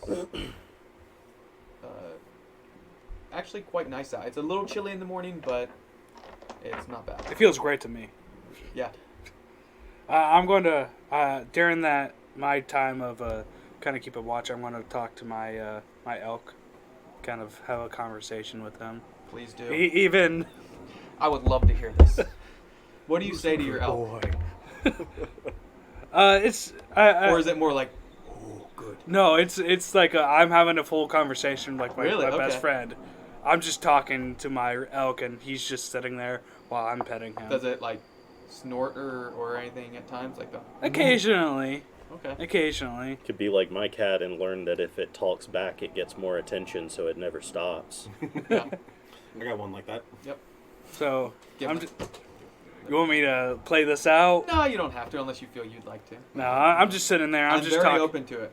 You got Nah. an inspiration dice for doing something. Just remember that. I'm just But kidding. I'm sitting there. I'm kind of just That's doing very my nice. normal stuff. And as you awaken, now that because it had been getting dark when you guys pulled up on this spot, Yeah. rode up on this place, rested for the evening. You notice in the distance, it's definitely a little more sandy looking, a little more tan than green. You can definitely tell the Sahara aspect, or Sahara. Tundra kind of. Yeah, I mean, it's very. There's plant life, but it's Hardy. I mean, it's real low, tall grass, where it's a foot or two. Very scarce in trees, but there are some. And there's a breeze in the air. Anything you'd like to do after you eat and break down camp? No. Anything you prepare? Be advised, I'm not going to cast mage armor just yet, so my Okay. AC will reflect Thank you that. for letting me know. Um, So you recall you rolled a percentile dice. I did. It was a 9. 9. It's another low one. Cool. Yeah, no issues. You guys are still relatively close to a city, a major city. You Yeah. pass by a few homesteads and farms off in the distance. The first day, this day, no farms, no homesteads. It's becoming more, not desolate, but you wouldn't want to grow crops out here. Yeah. You pass by a couple other people that are traveling along the highway. And after about 8 hours, the sun's beginning to set. Again, it's early fall, so you only get about 10 hours of daylight. 10 to 12 at most. Yeah. And as you've been moving east, you notice that it is getting progressively a little bit warmer each day. Just slightly. Pass another night. Yeah. I don't have any specific thing I wanted to say to anyone. Okay. I want to go hunting again. Give me first a perception survival. Okay, that's 4. I was gonna go with it. Okay. Yeah, you don't find anything. How long do you want to spend? I'll go with an hour. An hour? Yeah. Okay, you can give one more survival check, but you definitely don't find anything in the first half hour. I go back. Okay. I'm fucking going back. Give them. They're done. Yeah, you guys are eating rations again, which is fine. I expected to do that. Yeah. I wasn't. Make sure, keep track of your rations. Recall, we are going to keep track of components, rations, weight, all that jazz. Yeah, we knew we were setting out on a 2-week one way before we left Correct. town, right? So you guys, that's why I want to make sure, you didn't say you were shopping, but you could have bought enough rations for a couple extra weeks. You started with 2 weeks rations automatically. So, Oh. okay. I'll allow you 2 weeks worth automatically, but if you wanted to get any extra just in case, that is possible.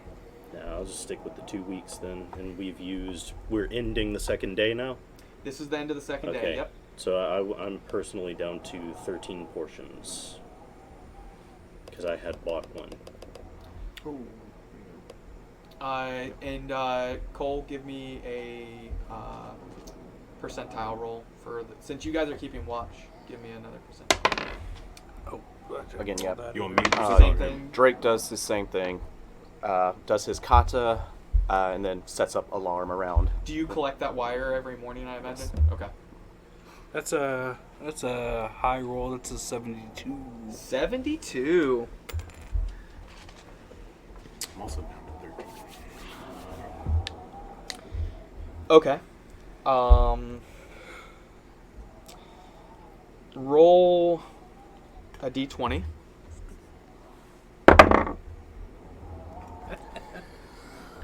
Roll like shit, man. What is it? 3. 3. Okay. Now roll a d4. Can you hand me the monster manual? Please. 2. 2. Okay. So you guys are entranced, getting your nightly rest. Who was up? It was in the first part of the watch. He was up Okay. in the first part. So you're up. You're snoring away. Yep. You know, like I do. Like I do. Like I do. Hey, he knows just to give me a nice slap no. in the face, and I'll wake up. Heads up, guys. You should be advised. Rations are physically heavy. Like one Yep. day is looks like 2 pounds. Yeah, I have 13. It's like 26 pounds. Beefy. Okay, just to go fun. In the middle of the evening, roughly 3-4 a.m. Since you're taking or actually it'd be like 1 or 2 since you guys went to sleep relatively early. You hear, give me a perception check, because you're actually keeping watch.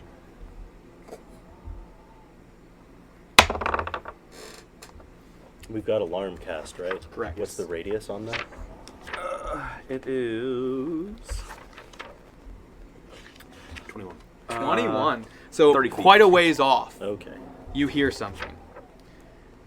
You hear a bit of discussion off in the distance. Sounds of 2 different distinct voices since you rolled a 21.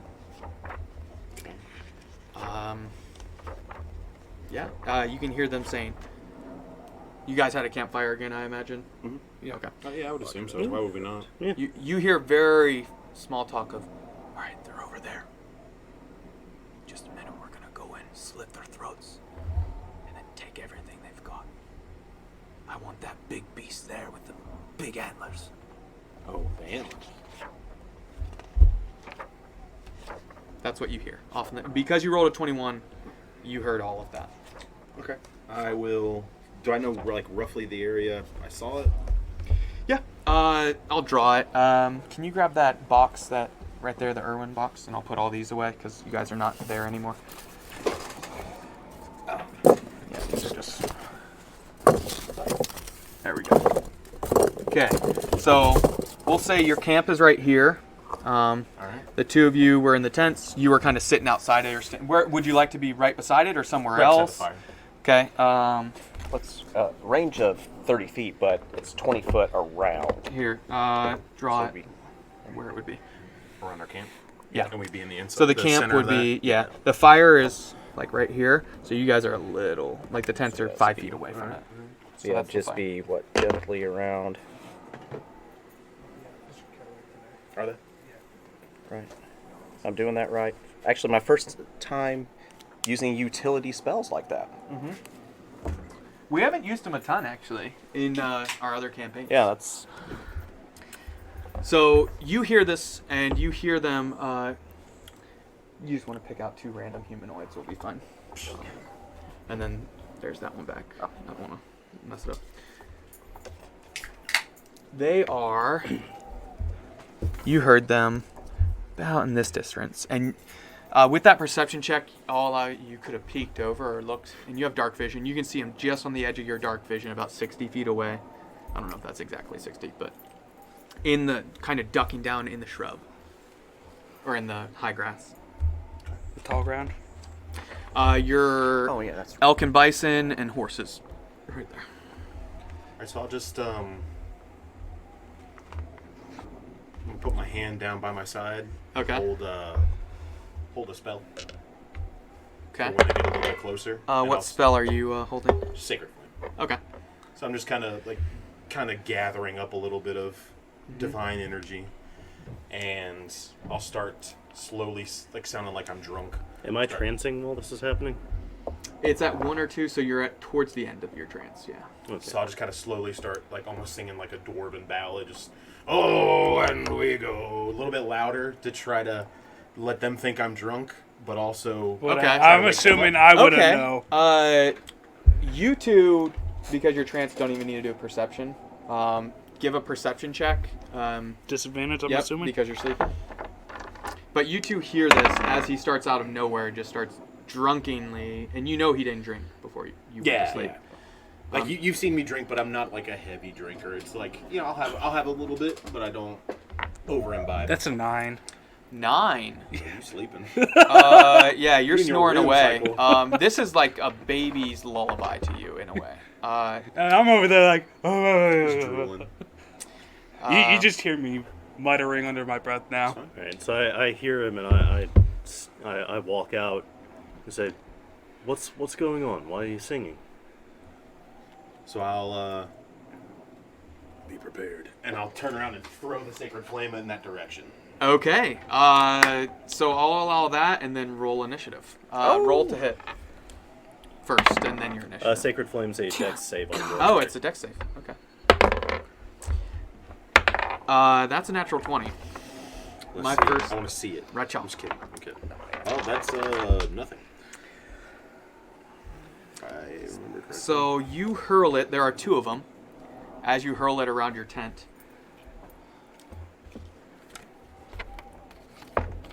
And then it's the same thing over there. It was sitting here. Okay. Did they approach at all any closer or anything? Have they gotten closer? As the flame, they have moved about 10 feet closer. Alright. And let anyone above 20 initiative roll. Oh shit, sorry. Sorry. No. I didn't make a big bad one. Or they're first then if nobody's above 20. So they're up first. 10 to 20. No 17. one. 17? Okay. Ooh, So that going first? Oh, come on, guys. 0 to 10. 6. 9 for Drake. 4. Man. Yeah. Okay. So up first are the bandits. You see as the flame goes across, and it's cleared up the sky a tiny bit. It's right when the storm has kind of passed over a little bit. Still off in the distance, so you can see them from flashes of light behind them too. You see both of you, and you're still asleep. I'm still gone. So you are prone inside the tent. You guys see 2 humanoids. One has an eye patch and a red bandana around his head, and the other has a red bandana but no eye patch. Both have weapons in hand, moving towards you, and as the flame passes by, you see the one with no eye patch go, "Oh shit, they're awake, run for it!" And they both turn and begin to bolt.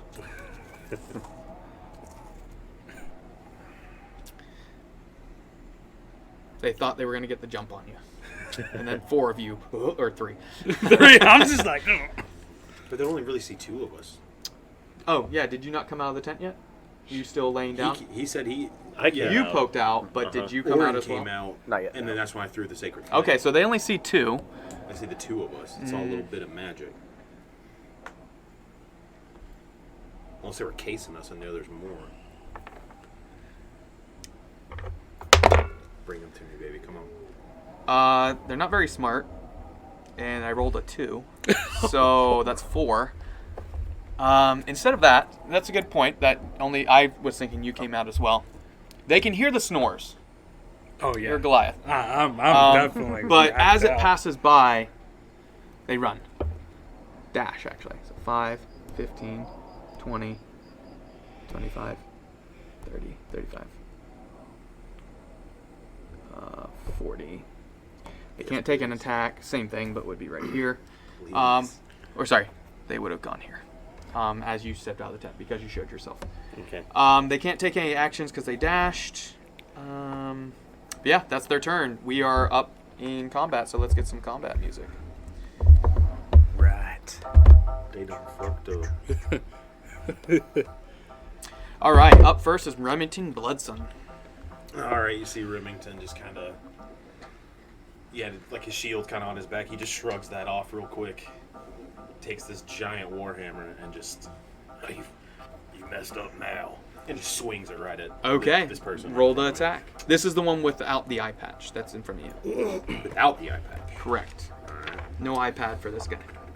And there, I don't have to move to get in range, right? They Nope, got in range you're of me. good. Yeah, you're 5 feet. 10 to hit. Throw that away. That does not hit, unfortunately. You messed up. Anything else? Bonus action? Move? You can rotate around them. If you'd like, you can use your movement, if you're not going to move, to kick the tent that he's in. Well, I say, speaking's a free Yeah, action, you can, right? 25 words. I'll do a bonus. I'll use that as my bonus action. I don't have any bonus action spells. I'll just kind of yell out. Oh shit! What's your name again? Kevron. Kevward. Kevward. Kevward, come play.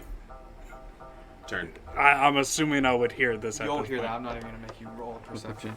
He yelled something about, or he said something like they messed up, and then yelled that. Sure. He does have to get up from prone on his turn, though, does he? Which not? is Half movement. half movement. That would be 15 Drake, feet. You are up.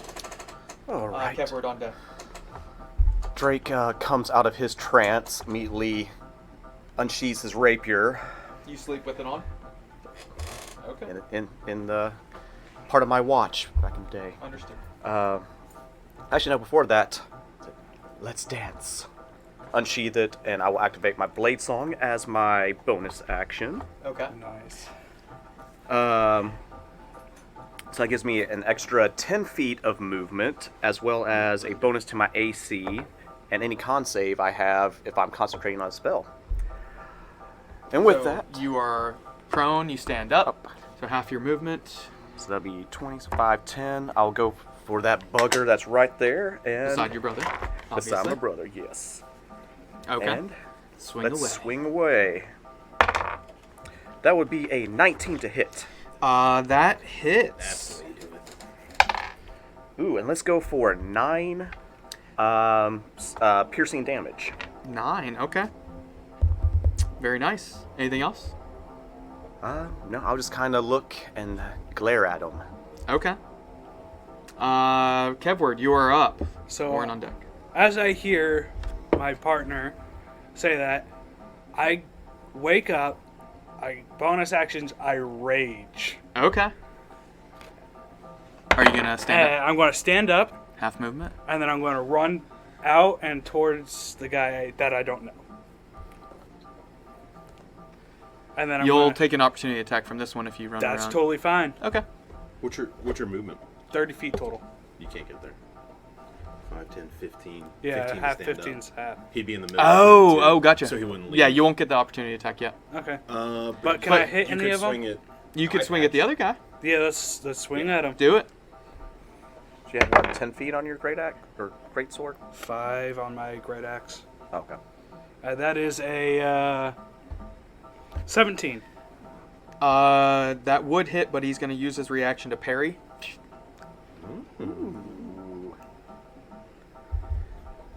So you roll against it, don't you? Just adds a +2 Yeah, has plus 2. to a single attack. It's not like it adds it for the whole turn. That is it for my turn. Okay. Orin, you are up. Bad boys on deck. Okay. boys, bad Orin's never been in a physical confrontation before, so he looks scared. And he's just sort of like trying to stay away from this person, and he calls out, "Please, there's no need for this violence. We have enough to share." I'm gonna cast Minor Illusion the full 30-foot range away from me, and make it sound like many, many boots marching in this direction. The two of you are in over your head. Okay. Will you allow Roll me to advantage with a persuade or intimidation or persuasion, whichever one you're attempting. I would like to do persuasion, and I'm not gonna roll. I'm gonna get a 17 on it. Okay. Hey. You see the one facing you with the eye patch, and the other one. It's hard to see through the Goliath actually, but you see the one with the eye patch take kind of like a half step back, not to get out of range of you, but says, "Let us walk away. There will be no bloodshed." I assume that I can't respond this turn. I'll allow you to respond.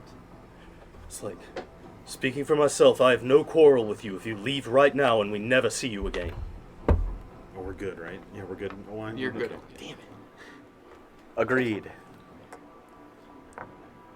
Jeremy. And they both begin to back away, weapons kind of still out in front of you as a defensive aspect.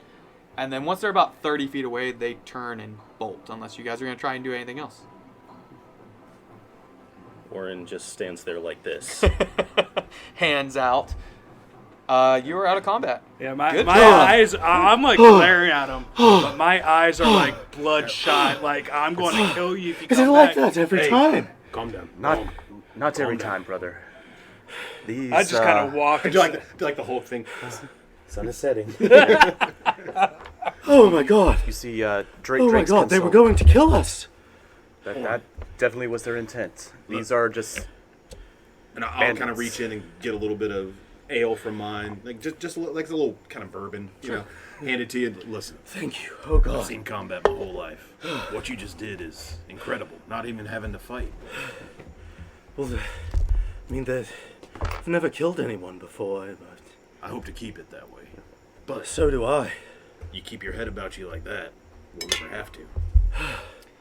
I sincerely hope. That was good. Excellent. One of these nights, tomorrow night, maybe we'll spar a little bit. I'd like to see what you can do. There's room in the Balancourt clan for both of you. I look forward to it. Kind of flourish and then resheath his rapier. Out of character? That was dope. Yeah. That was fucking dope. And with that, let's take a quick break. Oh, thank you. It's Yeah, so I bad. know, same. That piece so bad. I know, I'm sitting like, oh. Hey everybody, thank you for listening to our adventure. We just took a little break, but now we're coming back. Alright, so jumping back in, you guys successfully made the bandits run away. You go back to sleep after Orin calms down, drinks a couple more drinks, I imagine, to calm his nerves. And no issues. No more bandits coming at your doorstep. And the rain, thunderstorms have passed completely. The thing that actually ends up putting Orin to sleep is the sound of the crickets and just nature. It's... yeah, and you guys wake up, no pain. Okay. Day 3. You know it's going to take you about 2 weeks. What we can do is give me a percentile die. Who hasn't rolled one? Jason? Nope. Give me a percentile. This will be for the next 3 days. Just one. Ooh, a 1. 1. That's no encounter. One? Yeah, if you guys were doing divine intervention, this would have been amazing. Right? I would have hit divine intervention. Yeah. My roll, I have to. I think. You have to He roll would've- below your level. Yeah, below your level, I guess. But yeah, he would have. But at level 2 to hit divine intervention is insane. So we'll go back. Joel, go ahead and roll another percentile. You get 3 more days, no issues, no encounters. Weather, 2 of the days are nice. 1 of the days is another little bit of rainstorms here and there, just scattered, and then And this is day 6 through 8. yes, 53. 53. I wanted a high one. Okay, roll a d20. 18. 18. You awaken on day 8 to find some of your rations have been eaten in the middle of the night by animals. Didn't set off the alarm because they're not enemies. They're just little, rabbits and things of that nature. So we did 6. You lose 1 day's ration each. So that's what? Is that 3? Or how's the rations work again? You just lose 1. Okay. The percentile was for 3 days just because it's such a long journey. I'm not going to make 14 percentile. And then we did 6 total rations. Yes, so you're Okay. eating 1 per day, unless you want to roll for hunting every single day. Yeah, why not? Okay, 1 roll, survival. Total? Yeah, for the 3 days. Could I help him on one of these? If you want to go out with him, sure, he can have assistance. But you're in heavy armor?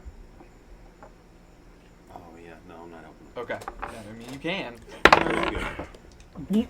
So, I find nothing. so the Lord. first 3 days, nope. The next 3 days, roll another one. Okay, that's better. That's 14. Okay, yeah. You find, actually, a gazelle.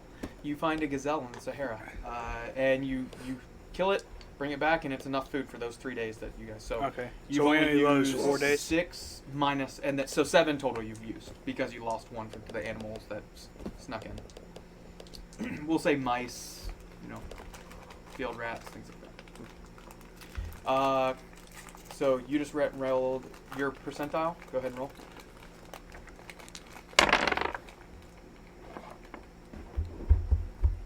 29. 29. Okay, roll a d20 for me. 1. 1. You guys come across on this is the day 9 through 11. So you guys are getting close to the boundaries of the Federation. At this point, you guys are about right here. Okay. So in the middle of nowhere. You come across just a ways.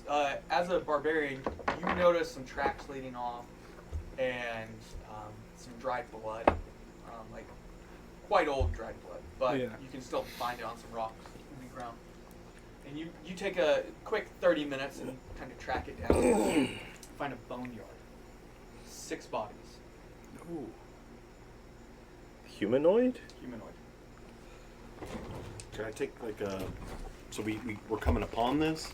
Yeah, so it's off the road, about 30 minutes or so south of off the road. So would I come back, or were they following? They were with you. Okay. Yeah, you were tracking it for you guys. So you Okay. could have even been on your animal or guiding your animal off of it, and they were still on their animals. Yeah. But yeah, you come upon it. There's 6 bodies. One of them looks to be a child size. These are bones. Bones. Skeletons. Can I Clothes see still how on them. long they've been here? I mean, they're skeletons, so go ahead, but it's been a while. What is that? Yeah, can I roll investigation to try to determine what information I can get from these bones? Would that be- Investigation, survival, if you're determining how long they've been there. Yeah. Could Remington look at the bones and try to determine maybe? Do I see like puncture wounds onto the Okay. bones? That could be either Medicine. investigation or nature. Whatever you Not a like. medicine to see how they died. I was trying to use medicine in it. For Do you have a clarity. medicine kit? I do. Yeah, I'll allow medicine. Sweet. What was your Could I, 11? I have, I'm proficient in nature and in investigation. Pick your. What are you looking for? Kind of same thing. Do I see any like puncture wounds and like through the ribs or like any A kind lot of the flesh is missing. Some of the cartilage is still there, but most of like muscle and meat is gone. But yeah, you can do investigation or nature. Nature, you'll get different outcomes depending on what you're rolling. Just tell me which one you pick. I'm doing a medicine. medicine? Yeah. So I'll we did switch it up and investigation, medicine, survival. Since he's doing investigation, I'll do nature. So second person was, or were you second? What was your survival? Well, they're definitely dead. You rolled low. I rolled a 3. 3. Bro, your dice are done. You get distracted by a buzzard flying overhead. Whoa! 16 medicine. 16 medicine. Okay, and then what were you doing? Nature or investigation? Nature, 21. 21. So the two of you combined, actually, which is unique. I mean, an elf and a dwarf. Who would have seen it? You guys together end up at the same body. Looking through them, kind of moving cloth here and there. And you can see, you find on this body, there's some scrape marks on the bone, almost like it was claws or teeth that scrape against it. But maybe with his nature check, would you? Medium-sized. Definitely not a small animal, for sure. Maybe Did you guys hear that buzzing? Like, And are there like tracks leading away from here, or anything valuable among bodies? With your investigation, Mm-hmm. you were just rooting through looking for stuff. You Mhm. weren't checking the bodies for obviously like. Saying you rolled an 11. Mm-hmm.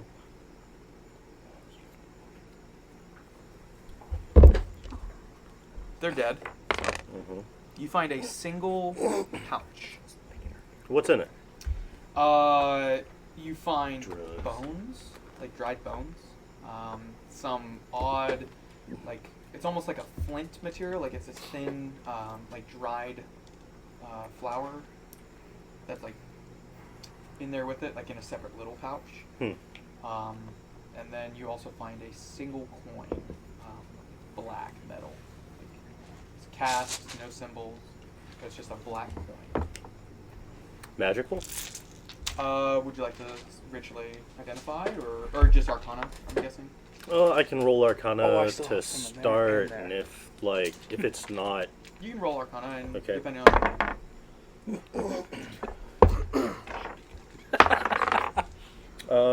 that's good. That is 24. It seems to be magical in nature. Okay, then I'm going to cast Identify as a ritual. Okay. Go ahead. So you cast that. Sorry, Mhm. I'm just trying to pull it up. It's all right. You find it necromancy type of. So that's trying to remember the school. Necromancy? Necromancy. Necromancy. Necromancy. I was casting Identify, not Oh, Detect but Magic. yeah. So the school. I'm trying to recall what necromancy falls underneath. It would be if you're doing the wizard, it's a necromancy school of wizardry. Yeah, necromancy is the school, and then necromantic magic tends to deal with the manipulation of life forces. So, like, some healing is necromancy. Like, I'm just trying to, like, divination or. right. So you Wouldn't I you know do- it's a necromancy coin used in arts. You don't have a ton. What'd you roll? Wouldn't It was identify 21 for Arcana? tell them what- Well, again, I'm casting Identify, That'll and this tell is them what what the it is. spell does. You choose one object that you must touch throughout the casting of the spell. If it is a magic item or some other You have a magic-imbued cursed object, coin. you learn its properties and how to use them, whether it requires attunement to use, and how many charges it has, if any. It is an attunable item. You learn whether any spells are affecting the item and what they are. If the item was created by a spell, you learn which spell created it. It does not necessarily say whether I learn if it has like any curses or anything. Okay, so you didn't learn attached that. Leave that out. I know it's gonna be hard, but there is a spell upon it. It Mhm. gives you the ability to basically like a luck. You can use it once per day. You can Okay. re-roll a d20. Yeah. to it. It's- Can I keep an eye out, see if there's anybody watching, any nature, stuff Some like friends, I found this coin. It's magical in nature, but the magic feels dark to me. I believe anyone who carries it may find that they have some power to manipulate their luck, but I worry about the magics that created it. But if anyone else is feeling more like gambling than I am, I'll catch it. I want to kind of look at it. you Hold will. my symbol of Moradin. Gloves, no gloves when you're touching it. Sorry. I mean, I don't wear gloves. Okay. You wear gloves. I or have don't it. wear gloves? Chainmail, so I would assume, yeah. Probably Okay. some gloves on. It'll be important for the aspect of it. Okay. So, like, clutching my holy symbol to Moradin, do I feel anything off of this? Does it give me bad vibes? And again, tell me what that feature does. You're basically doing detect for good and I'm evil. trying to RP a religion check. You can roll a religion check. Then. I don't know if it'll help anyway. 21 on the perception. And remember, you have an inspiration dice. I do, yeah. Yeah. I just want to make sure you don't forget. 21. Actually, I forgot to roll my portent for the day. I'm going to do that now. Great. 18 religion. 18 for religion. And what were you rolling for? Perception. I was trying to look to see if there's anybody No one's watching. around. Anything No like animals that you can see other than the buzzard above. You hear You that see the the crickets and buzzard. such. Like, it's out in the middle of the plains, like, basically. Like, but the fact that you're around bodies and there are no animals, There's like a pit, kind of. kind of. It's a little bit of They're like just an, like laying on the side of the road. yeah. It's about 30 minutes off of the road, so it's not immediate to you. But and the only reason he saw it is because he rolled so high. Gotcha. That buzzard, man, is freaking me out. So 18. 18 religion, yes. It seems a little bit necromancy, as was defined, can be good, can be bad. Okay. Um, I just know if it was like maybe the coin was tied to some. no patron. symbols or anything. It's just it's odd because you don't see black metal very often. Normally you see like tanned leather that might be dyed black or something along those lines, but actual black metal is very rare. Was this forged? It was. I mean, it was a cast coin, so. I It don't is want to also kill a you. magic item, though. I don't want to kill you with checks, but I mean, I am a forge cleric. I am partial to forging and worship the god of the forge. You can tell it was not cast by dwarves. Okay. In make. From you're how old? 40? Like in my 50s. So you spent enough time forging then that you can recognize it. This looks either human or elven in make. Okay. Whoever cast it. I'll kind of relay that to the group, and seems a little dark for my taste. I'd be happy to hold on to it. Well, brother, I'm not too big on magic, but I'll hold on to it for you. You gonna put it in your pack? Yeah, I got it. You alright with that? Seems fine with me. I don't trust it. Open your pack. I just Some open dark it. magic, and I'll just kind of toss it in there. Roll a Constitution. Check or save. Save. Can I give him guidance? I guess I wouldn't know what's happening. Yep. That's meta. Sorry. But he has advantage if he wants it, and he has a portent.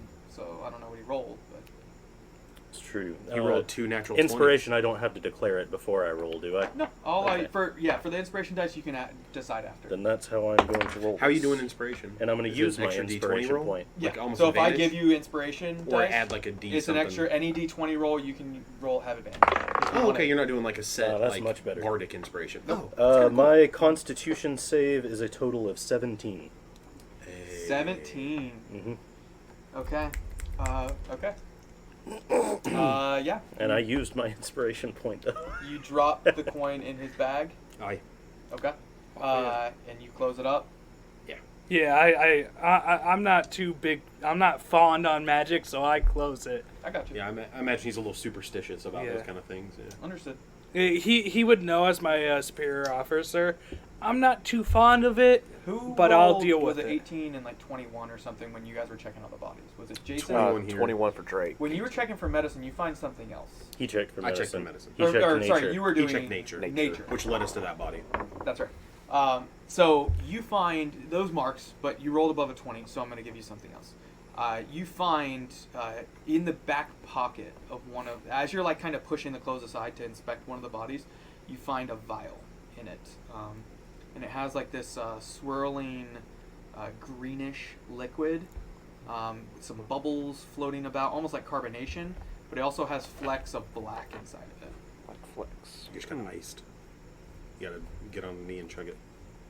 Well, taking a sip of a potion is usually enough to tell you what it does without it having an effect. I'm pretty hardy. I could do that if we wanted me to. I could do that as well. Let the barbarian do it. Well, we don't even know about the shit you got. Yeah. So Yeah. Is that buzzing What's still this? going on? The buzzard is, I mean, it's like 100 feet up in the air. Just circling. Not like you specifically, it's just like circling above. That's gonna be the big bad for him in the campaign. the owl This damn from buzzard. Dragon Heist. Well, Oh, that damn owl. we'll hold it up, kind of look at it.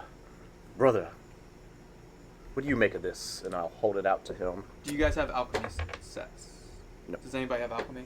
I think I took proficiency in cartographer's tools because that was the nearest thing to like something you would use for stargazing. So also recall if you're going to be like specific things will require specific tools. I So have dice Yeah. sets. Now, per the DMG, you can taste a potion and find out what it does, Oh. which is what I'm going to do. you can. Keep in mind there could be a little bit of side effect, like a very short term because you're not drinking a lot. Okay. The hell is this? Just like a little Just taste. a little taste, just a little.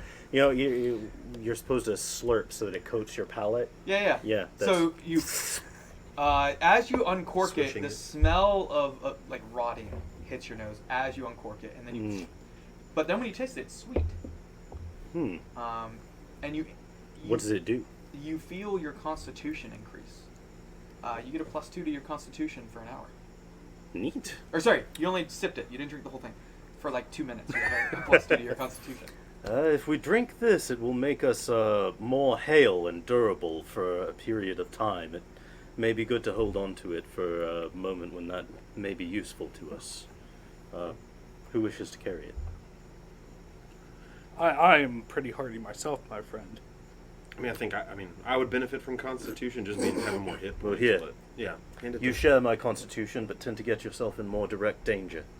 I agree. But Okay. So what you have is basically a potion of Constitution. If you drink the whole thing, it'll give you a +2 for. And that includes giving you like the max HP increase for that period of time. So it's like a buffer for an hour that you can do. Metagame and do it right before you level. It's not a permanent increase. Wait, we gain the permanent increase on the stat. Oh, like No. I'll find a way to metagame.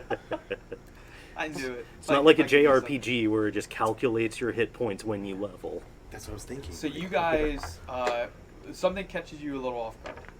You found a magical coin, and a potion, in the middle of nowhere on 6 dead bodies. One of them a child, it looks like. Yeah, but did we find any information that leads anywhere else, or Not like there's any like ransom notes or weapons left behind. like tracks, clues? Like a cart, anything like that? We already made our no, rolls. you do notice all their clothes are the same. They're all wearing the same, like, very basic, like handmade clothing. And they're all humans? Humanoid. You can't tell if it's elves, human, but it's of that height, so it'd be hard to tell. No tails. These people seem to be shorter than me. Most are. Well, discerning species by bone structure seems like something that, say, a high nature check might determine. They were all human. Okay. Jason's character knows. And some form of beast. I see scrapings on there. Bigger than your normal, so possibly at least a dire wolf or above that, but those aren't usually native to this area, I believe. Around what time is it, Dean? At this point, it's a little past midday. Well, we should keep moving from this place so This that is whatever day 10. killed these doesn't kill us too. Can I 10 or can I 11. give a check at those scratch marks to see what they were? I would allow you to do another check on them. You're basically trying to determine what killed them. Yes. Sure. Give me. You can pick medicine, nature, or survival, and it will determine what you find. Guidance. What was Take that, a D4? D4. Can I borrow a D4? So nature, medicine. Or survival. Just let me know what you're rolling beforehand. I'm going to do nature. Okay. That is a 14, 17.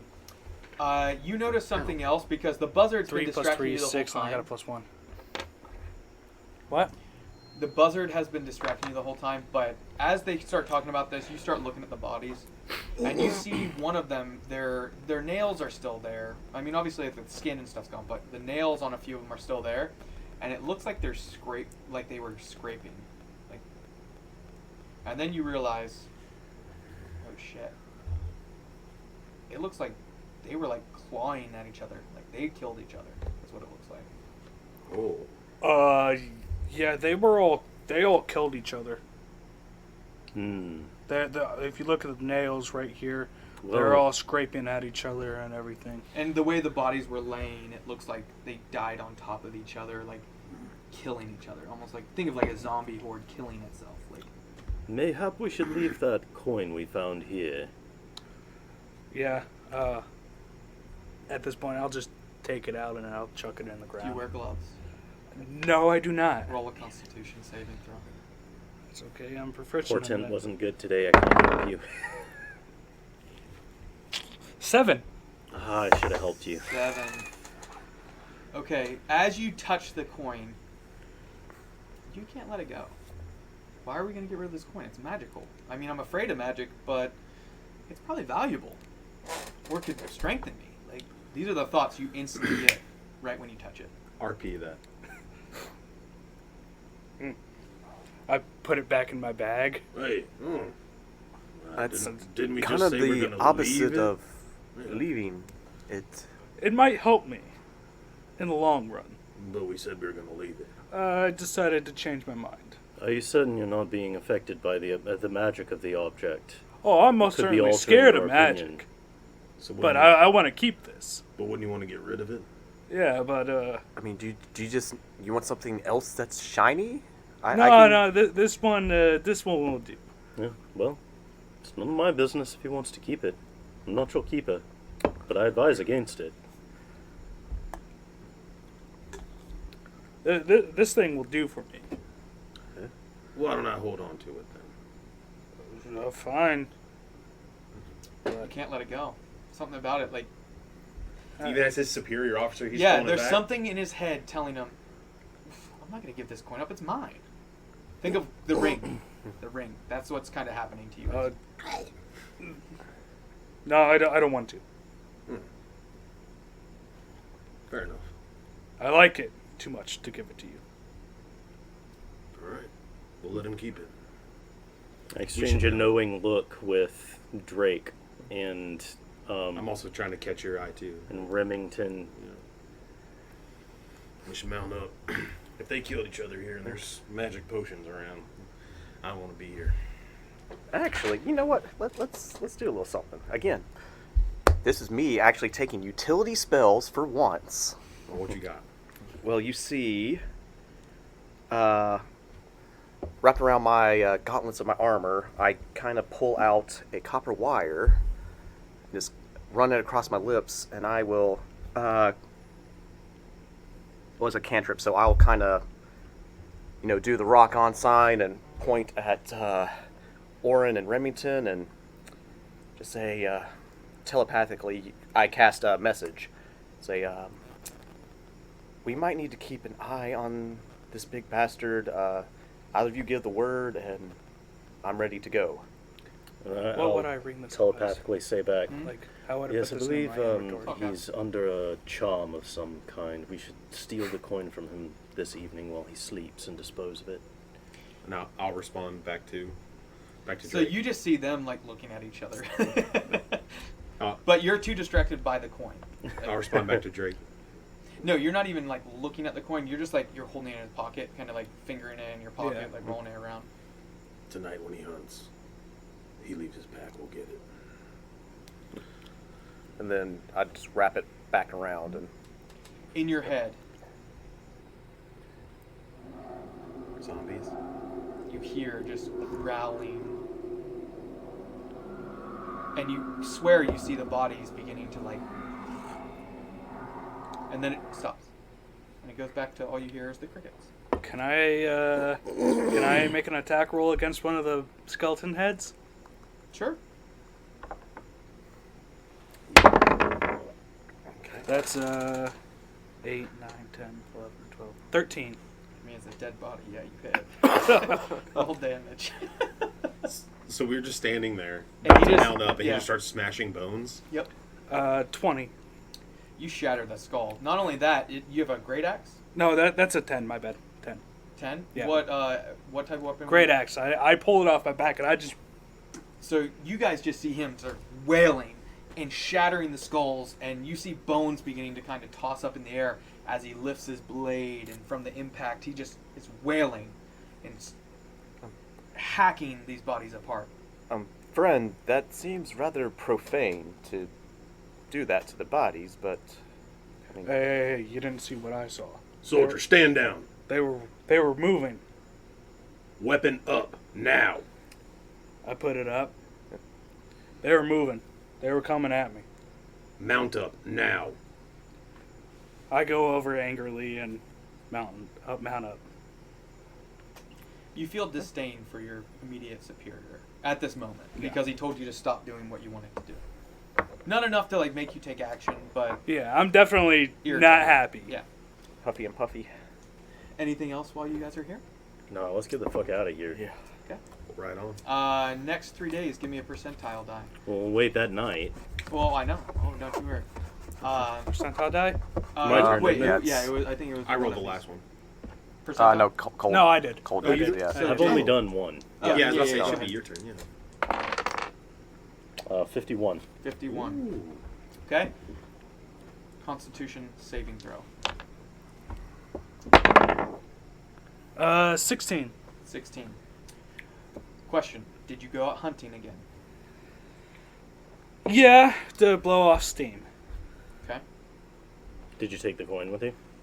I would have probably taken the pouch It was with in me. his pocket. He Yeah. said he put it. Well, he had it in his bag. I had it in Oh, my really? bag, but also But then I- you pulled it my- out of the bag to try and give you. But yeah, and then put it back in I, his but pocket. I didn't put it away. I never said I put it away. Then, no, but you were holding it. Yeah. So. So I probably put it in my pocket, but also It's up to you. I'm not going to tell you what to do. My bag is also attached to my javelins and my spears. Whatever you decide, So- but you are cursed by this object. Yeah, no, I have it in my pocket, but I also have my bag. Okay, and you rolled what on your saving throw? I rolled a 16. Thank God that was better. As you're out hunting, did you guys follow him to try and get the coin from him as he leaves? Because I thought it was going to be in his bag, so that's why I told them we would take Yeah, it I from think his we bag. stayed Yeah. behind.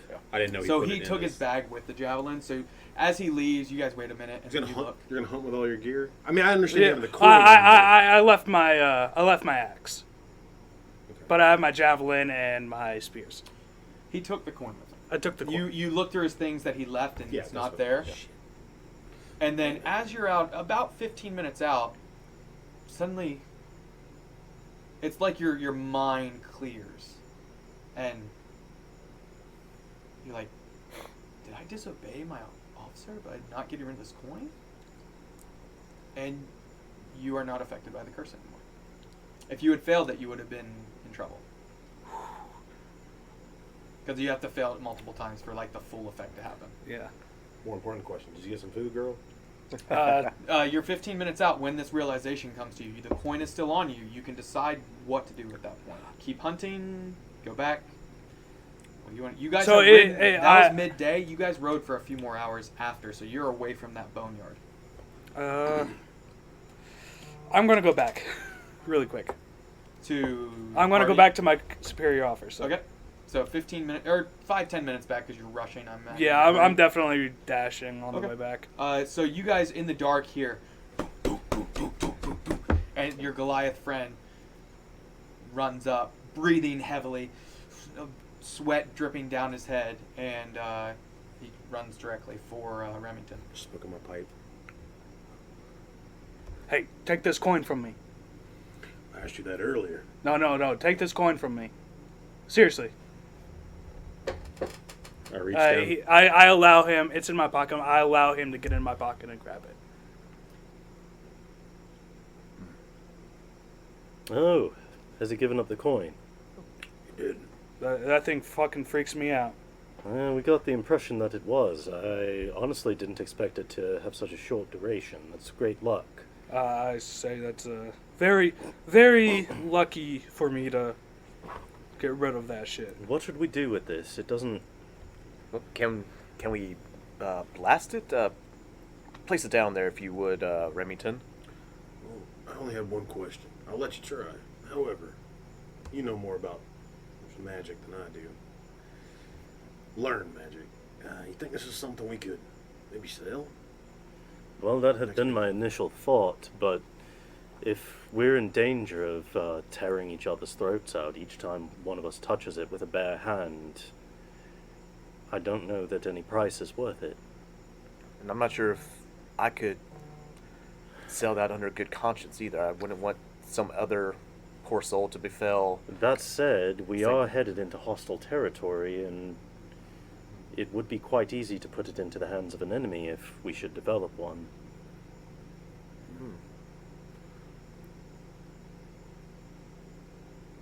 Who's got the more silver tongue out of you or me? What's your persuasion? What's your charisma? Oh, I'm Your a best bet's 9 this on guy. charisma. So am I. I know, but he doesn't wear gloves, and neither does he. I'm sure he has fancy gloves. I cast Mage Hand, so you see like a glowing, like a phantasmal hand, glows with a pale like cyan color, reaches out toward you, and I say, I will take charge of this object. I shall keep it wrapped in cloth, hidden beneath my other belongings in this bag. I pull my robe back and show the canvas traveling sack that I'm carrying. We must all agree now that we do not touch it except in time of great need. And if means become available to me to protect it by more secure magical means, or to pass it off to a more apt handler than myself, then I will do that. But here it will be. And I'll take can I have like on my person like just a kerchief or something Yeah. that I'm gonna Yeah, take it easily. off. You see me kind of wrap it up in like a little bit of cloth, just like I tie it and just kind of toss it. You guys Right, even my could have mage hand catches rations. Like you could have used some of the paper that was wrapped. Yeah, in that. that's what I was thinking. Like Worst some kind of case. piece Yeah, of yeah. cloth I have for Something. it. So my mage hand catches it out of the air, and my mage hand deposits it in the bottom Beautifully of my done. bag, wrapped up tight. Very well done. You guys are lucky. All right. I'm going out back. I'm going hunting again. You sure? Yeah. Look, let's just do rations tonight. We had a long day. Okay. I sit down and I pull out some. Your percentile was 51. 51. Mhm. Okay. Roll a d20 for We me. level. Okay. Yeah. That was a fun encounter. That was Yeah. cool. That was that's just on a chart I found. It's That's a 3. 3. Mm-hmm. Okay. I'm gonna roll my portent dice now as well. For that? What? No, he's gonna roll what they are. No, Oh, just for what they are the next for day. the Gotcha, following gotcha. day. Yeah. I thought you were replacing, or you had to say it beforehand. Never mind. Okay. The next 3 days, day 12 passes. It's getting progressively warmer and humid. Day 13, more humid. Day 4. Wait, it was 11. 12, 13, 14. Yeah. So this is day 14 when this happens. You guys know you are supposed to turn south just before the border. In the distance, you see a little sign that says Fentigian, the capital city, 100 miles. You know that the borders are about 80 miles from the capital city. This is from rolls you had earlier. So pretty soon you're going to need to turn south. It's up to you if you want to start now or a different day. You don't know exactly where Honey Hollow is. You were told it's a small village, but you could probably find it. So we're gonna turn before the road or on the road, is what you're saying? Yeah, so you would turn off the road, not the main highway that's heading east. So there's not a road that goes east. Yeah, south? it's not like there's a small cart path at a couple different times along day 14. So that's where, depending on that How we wanna point, travel. yeah, I mean, there's 3 different cart paths. Do you want to turn at the very first one? You don't know there's 3. I'm just saying you come upon a cart path that leads south on day 14. I'd say when we know we're like 20 miles outside of the border, if we know that the place we're going is to the south, just outside of the border, on that scale, 20 miles sounds like just outside to me. So about 20 miles, I think we would start heading south, Yeah. if I were making the call. Yeah, that's what I was trying to say. Like, when we kind of got to where we know, we see that Yeah. sign, 20 miles here, and we see a cart path, I say we Sure. would take it. Yeah. Okay. Stay So on the you road. guys turn south. Okay. And it's about 2 days south to Honey Hollow from what you were told. As long as this is the path that leads to it. Yeah. I think you were next for the percentile. Yes. 3 more this is for days the- to rations are up. Yeah, you guys are getting really close on rations. You probably only have a day or so left, right? 'Cause you Wait, lost was that one. 3 days that just passed, or just Yeah, one? that was 3 days. Okay. Yeah, that was 4. I think we should all be down to like 2. Yeah, I had like just enough to get there. I had Well, just enough. remember he had. I food. hunted a couple times. Yeah, So- so he's gotten food 20 twice. I've, So you got it once, and then I'm allowing out of the other ones because we didn't make you roll for it. Okay. Out of another 4 or 5 So that's days, you 20, got it at right? least once. So say what? Twice. So that'd be twice 20. he's gotten That's, enough food 10. for So that 3 would days last- each. or is So that 21? that's 6 days. So we would I have think it 8 would rations. be 20. roughly. Just be 20. Mm-hmm. Okay. Yeah, 10 counts as a 0. Ah, So you guys have We roughly should all be at 8 rations. Yeah, at the end of Based day off 14. him hunting and Okay. If 20. we started with 14, we have 8 now. yes, because I started the same as you. So So it's 20 what? It's 20. 20. Okay. You pass a cart in the middle of the day of 15 with it looks like a farmer and his wife heading north, horse-drawn wagon, 2 wheels, carrying looks like hay and assorted farmer's tools. Would you like to try and talk to them? It's on a small cart path, or do you want to move out of the way and not say a Sure. word? What's the name of the place we're going? Honey Hollow. Honey Hollow. Hail, friends! What news from Honey Hollow? Well, hi, welcome. Honey Hollow's it's where we're from. We're just heading up to the inn up the way. It's about a day's travel south. How are things in Honey Hollow? Oh, they're quite well. I mean, it's hot, but Yes, what it else is. can you get around here? We had their own business. It's good to hear that we go to a place that is safe. Yes, if you'd like, I can give you some information about an inn you could stay at. We have a very nice inn. Oh, certainly. By all means. So, since you're heading there, if you want to go to the annoying vanilla bean, whoever came up with that's awesome. The annoying vanilla bean. The annoying vanilla bean's not renowned, but it's known to have good food. Shirley's the cook. Oh, I'd love to find a good hidden gem. Yes, and if you want to tell him that we sent you, my name's Patsy, and this is my husband Earl. It's a pleasure to meet you, Patsy and Earl. Absolutely. If your way doesn't happen to take you toward Hawk's Landing, does it?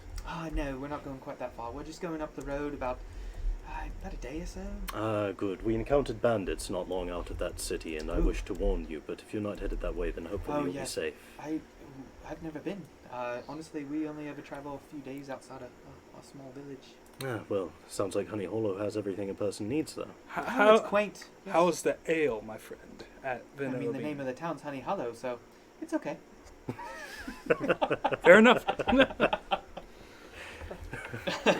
Well, it was a pleasure meeting the two of you. A pleasure. And again, as for Shirley, she's the cook at the annoying vanilla bean. And Zekra, speed you on your way, friends. Do you believe us then? Well, I am something of a devotee. The Zekra be with you. Be safe. And here, thanks for the Politely information. I'll flick a silver piece. Silver. She catches it, or attempts to. Give me a dexterity check. She rolled a 4, so it like Natural she 20. She knocks picks it. off her hand and falls into the hay, and you see her like rooting around for it as they're riding away. She rolled a 4. Yeah. Continue on toward Honey Hollow. Okay. So you guys know you're heading in the right direction. I won't require another percentile dice. I will allow Cole to roll a d20 though. For the last day. 6. 6. I know. You guys get there very quickly. Takes less than a day actually. Get a girl. Takes you Do about I 6 hunt hours. So that at night? you get there in the late morning, early afternoon. 6 hours into the day. Okay. We rolled a 20. It would take us Late 20 night. hours. Yeah. Buzzards and things would have Hey. distracted him. He would have led you Fair. off the path. Like, no, I know it's this way. Fair. I like that. I figure he's your survivalist, so I was going to let him do that. Well, he's probably got a Yeah, so you guys are riding early in the morning. It's very warm. It's become much more lush and green as you've progressively got closer to the Federation. And I mean, you can look at the map and see this is the longest and biggest river in the world. It stretches all the way from up here on the map all the way, and it gets, think of like the Amazon, progressively wider and bigger as it goes down. And then there's a river delta here. You guys are just right about there. Does it flow north like the Amazon or no? Or not the Amazon, the Nile? Is that what you're talking about? Like it goes up? No, it goes south. Okay. Because recall also the sun sets north to south. Oh, yeah, that's right. So, yeah. So it's just a massive river. Yeah, it's huge. I mean, the river delta spans 100 miles from like here to here. It's So really like- you're roughly 2 or 3 days outside the Fingerlands to the west. Man, my favorite place. And as you, in the morning as you're traveling, you see off in the distance to the south, a small, quaint, as she described it, village. You see a larger building you imagine to be the annoying Vanilla Bean Inn. You see, as you've been coming closer, you've seen a few farmsteads here and there. No one's come up to you. You've seen some people working in their fields off in the distance. But yeah, it looks quite nice. Yeah. Mostly human. You see 1 or 2 dwarves. No elves. Definitely no Goliaths. No Goliaths here. Do they turn to us, give us, like a sideways eye kind of Not thing? like more like a curious, not like a who are they? Not yeah, it's more like they don't get very many outsiders, but they're not in the Federation. So seeing 2 elves, a Goliath and a dwarf does not like No If that pitchforks makes sense, and yeah. torches. Okay. I'm gonna see if I have any Valancourt connections here. Maybe if y'all want to order around, I'm gonna see if I can find some associates of mine. Maybe mention Patsy and Earl to Shirley. Well, our only task now would be to wait for the Nighthawk's contact, wouldn't it be? I was just planning to have a bite and then see if there was anything to look at around here. Why don't we at least get a room set up so we can, refresh ourselves and, Yes, if you wish Go to about check town. for your contacts, I can head over to the Noin Vanilla Bean. The Are we there? annoying vanilla bean. The Oh, we're annoying outside of it? Vanilla Yeah, Bean. you guys were coming in. I would say you're 100 yards off when you're having this Would you discussion. like me to join you, friend? So you guys are riding up on a bison, an elk, and two well-groomed, beautiful horses. Actually, take Sebastian. I take Sebastian. And I hand him a gold. And- Secure a room for us. I don't know if we'll be staying here tonight, but I'm gonna try to check in with some contacts. And I'll look for a more seedier kind of. And remember, it's pub. like early afternoon, so it's like 1 or 2. Yeah, I just kind of walk down the street. Yeah. I wanna try to So find there's some about balance 15 buildings. You see a blacksmith, coming like a common store, the Ooh. inn. there. I'm going to that blacksmith, baby. I assume you would. And there's actually a store. It looks like a pet shop almost. Like you hear birds and think of like a pet shop sound. Is what you see. Cages out in front with different birds. You see a leopard, almost like a small baby leopard in a cage. What sort of village is this? I don't know. Uh, but is This I, is there- almost like jungle terrain in a way. We're getting a leopard, right? I Party mean, leopard. I, there any, I do like, have a shitload stables? of gold thanks Out to of that roll. Yeah, there's Better a not stable. fail your animal I'm handling gonna go to the checks. stable and. The stable is connected to the inn. Okay. Yeah. Well, I'm gonna try So to get. you went off on your own, and you three went to the inn. Is that? I'm correct? going to the inn and then I'm gonna just go check the pet shop. Okay. So you guys stable your horses and your other mounts. You have Remington who heads off to I would say the forgery first. He probably hears the cling cling clang. I'll secure us some more rations while you go about searching out any contacts. Yeah, so can we just, knock out the math stuff real fast? Yeah, for rations you want to buy, we're not going to RP that unless you want to. Yeah, just Okay. tell us what it would cost. Like, It should say the value in there. They So- are a little so bit pricier. A day of rations is 5 silver per the PHB. It is 7 at this town because it's Okay. out of the way. It's a little bit more 7 expensive silver. per ration. So Wanna just buy, figure out how like, many you're buying, subtract 10 that out. more. I have names and things. I can obviously, if you want to make connections places, I can RP things. So I got a question for you. Yes, So do I have just 3 total gold 7 pieces, or gold. do I have 7 17 total gold pieces? 17. No. Wait, do I have 20 gold pieces because I had 17? Yeah, originally? so added 3 to whatever you had before. Cool. Yeah, minus whatever you've spent on other things like silver, copper, here. Yeah. Alright, I just bought more. So, and if you're looking for like components, let me know because those things might be harder to come by. Yeah. Just So a heads far- up. I assume I couldn't Rations- get, spell paper and ink in this town. In this town, potentially.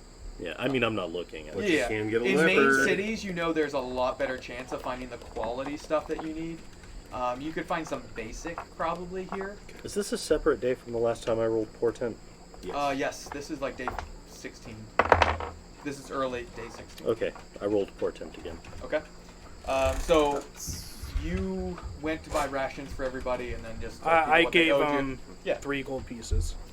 You to cover mine are and heading to his. the pet shop, I'm headed to the pet shop. and then you're heading to the You forge. covered mine? I covered your rations. Oh. And then Thank you're heading to the forge. Yeah, so I mean, I don't know how. I mean, I've been in the Balancor clan for a while, so you and I have been talking about how would I find contacts for the Balancor? Would I just pull the symbol out and just What do you want to? hold it out, or So what? How many did Yeah. you go up to? So I guess No. what I'll do is I want to go to the forge and Well, see, maybe I had 8 Yeah. and I use bought that 10, knowledge I so have now I of have forging. 8. Okay. You imagine you would be recognized, not because your rank, but because the way you hold yourself, maybe the way you speak in a way, like certain terms. You could use just terminology that's not all too different than normal speech, but enough that's like Balancor related aspects. My idea was I want to go to the forge. Okay. The And forge, work that out. the name of it is called the Clamor Shop. And you see actually a dwarf there hammering away at a piece of metal. Ting ting. Ch. Well met. Can I help you? Actually, it's been a while since I've been able to forge. I wondered, would you mind if I helped? Are you looking for work? Just for right now. Just trying to pass the time? Yeah, I could use to clear my head a little bit. Okay, what's this? And he holds up, it's a specific type of hammer used for hammering. And I know exactly what it is. What is it? Forge hammer. Man, you are you know your stuff. Sure, I could use an extra pair of hands. This is what research can do for your game, folks. It'd be a meal in for it if you can help me enough. I'll take my armor off and then just kind of Leave the amulet on underneath. yeah. I'll have that showing, and then I'll just start. Ah, I'll help part of the him with Valancourt clan, huh? I am. We used to have a couple of you here. They were keeping the peace, and then they were called off for some other spot. I think it was Jeremiah's Cove, a few days south of here. Where you need me? Uh, Bellows. I know what you're for. Bellows look like they're getting a little low. Yeah, if you could man that, just anywhere you see I could use help. And you spend the next few hours Get some information from him. Yeah, just chit-chatting. You figure out there hasn't really been any, bandits haven't attacked this town. This has been very just like a quiet village. But the Valancourt people he remembers have gone off. Yeah, for now. they went for, what was it, Jeremiah's Cove? Jeremiah's Cove? Yep, just about 3 days south of here. Right along the coast, basically. Sorry, about 2 days north of the coast. And you find out this guy's name is Barry. No. Jared. Barry's a good blacksmith name. It is. It's alliterated.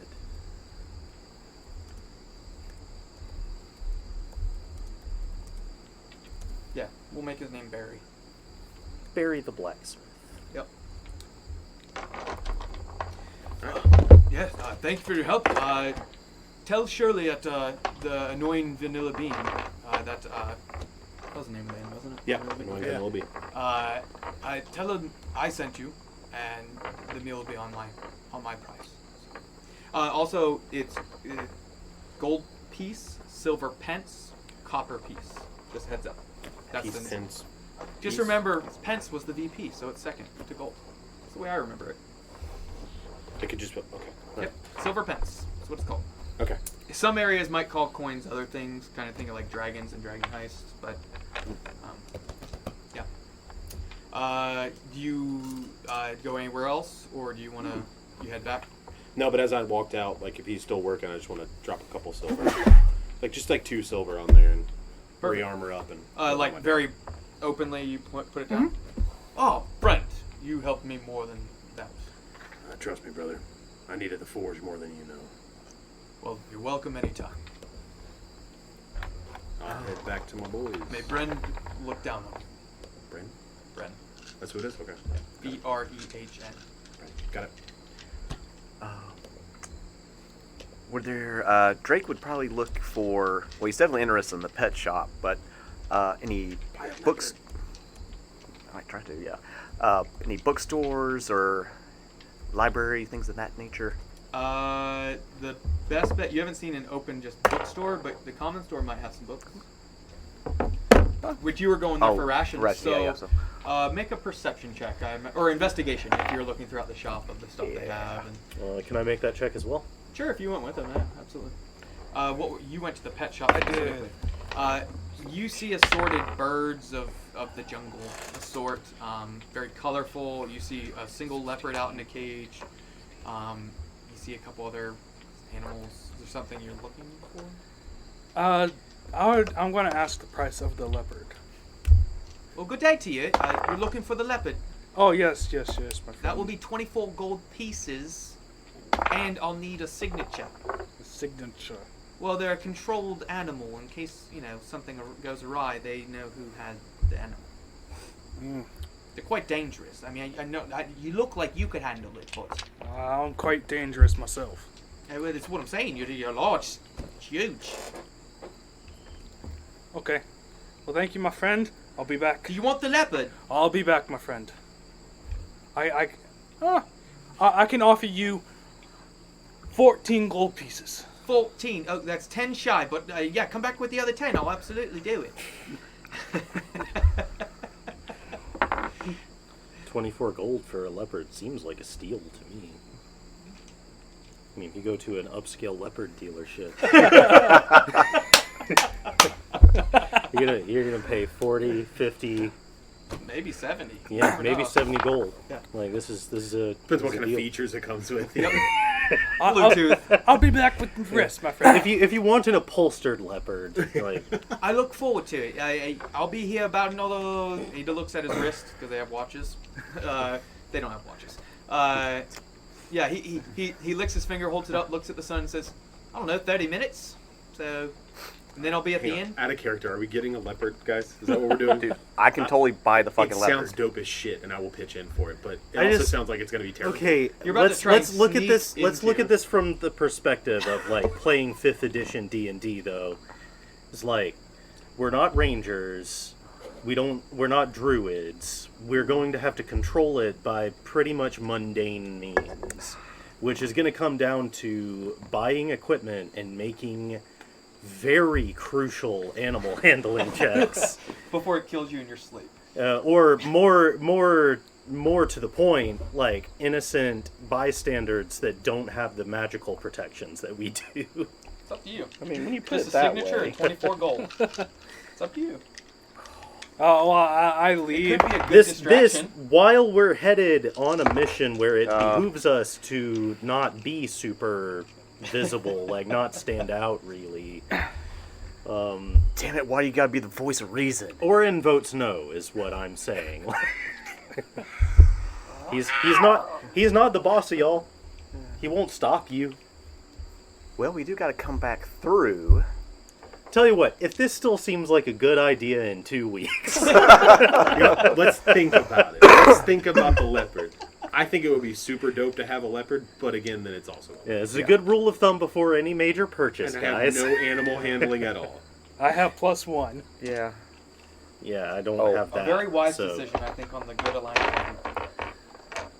It's like, yeah, if we Well- don't care if the leopard goes and runs roughshod through the whole village and like murders some children, then we can keep the leopard. But Okay, we're also good aligned. Okay, we're fair. also No good leopard. aligned. I vote with Orin. We actively don't want to kill people when we can help it. So you guys head back to the inn then, Oh, I imagine? Yeah. The pet shop? Your well, investigation? the- Or your common? Common, store? yeah. 16. 16. You find 3 books. One is just talking about assorted animals that in the basic area looks like most of it is BS. Just like handwritten, looks like made up info from studies you had in the library. Another one is going to be just basic history of the world from what you can tell. Most of it you're like, well, that's wrong, that date's wrong. This looks like a very thrown together, we have some books. Like, yeah, we're educated in this village. Gotcha. I mean, they're all too busy looking out for that leopard to be spending a whole Yeah, lot right. of time on. It's a baby leopard, to be fair. Okay. Did you want to buy any of the books?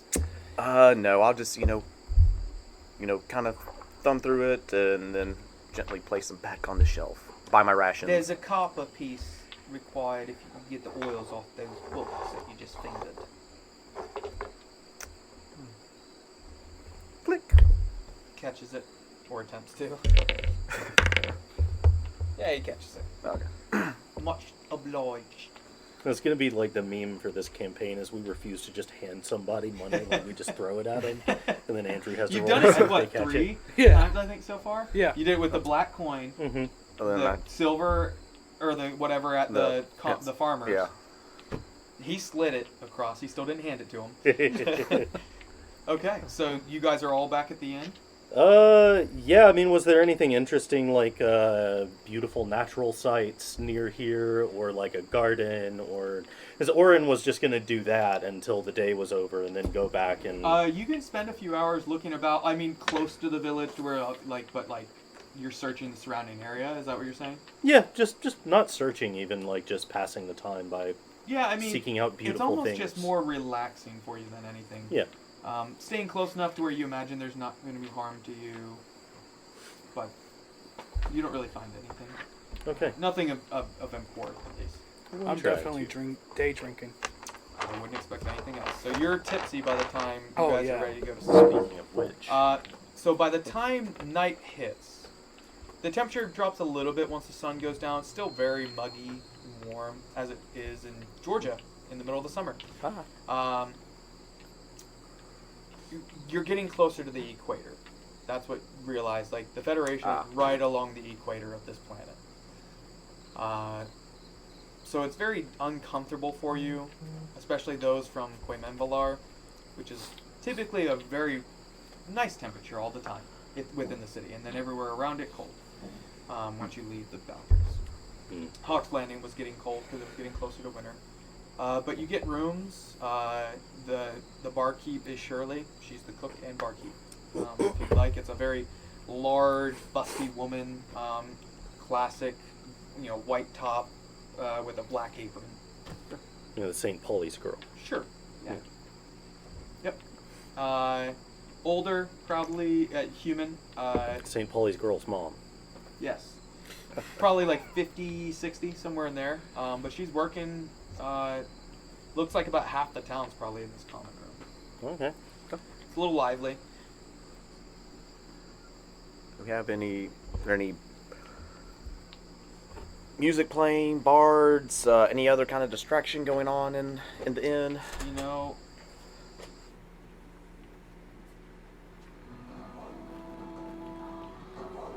There is. Nice. There's some music, and not like professional bards, but there's more townspeople just playing together. Two of them using spoons, the other one strumming just a makeshift violin and guitar. And like every now and then, you'll hear one of the people in the room begin to start singing something and chanting, and then like somebody else will start pounding their hand on the table to the beat, and then that kind of dies out. It's not like they're doing formal songs. It's just almost like little melodies or something that they're doing. Do you want to order food? Is the waiter on the menu? Is there a waiter? Is the lady on the menu? The lady. I want to hit on the lady. Okay, so the Goliath strides up, tipsy, around 7 or 8. Oh, yeah. And strides up to the barkeep. Who's 50 or 60? Who's 50 or 60. So this guy's into gilfs. Yep. And proceed to hit on her. Well, my lady. You're drunk, by the way. my lady. Yeah, you're What can I get you? You're one beautiful lady. Mind if I...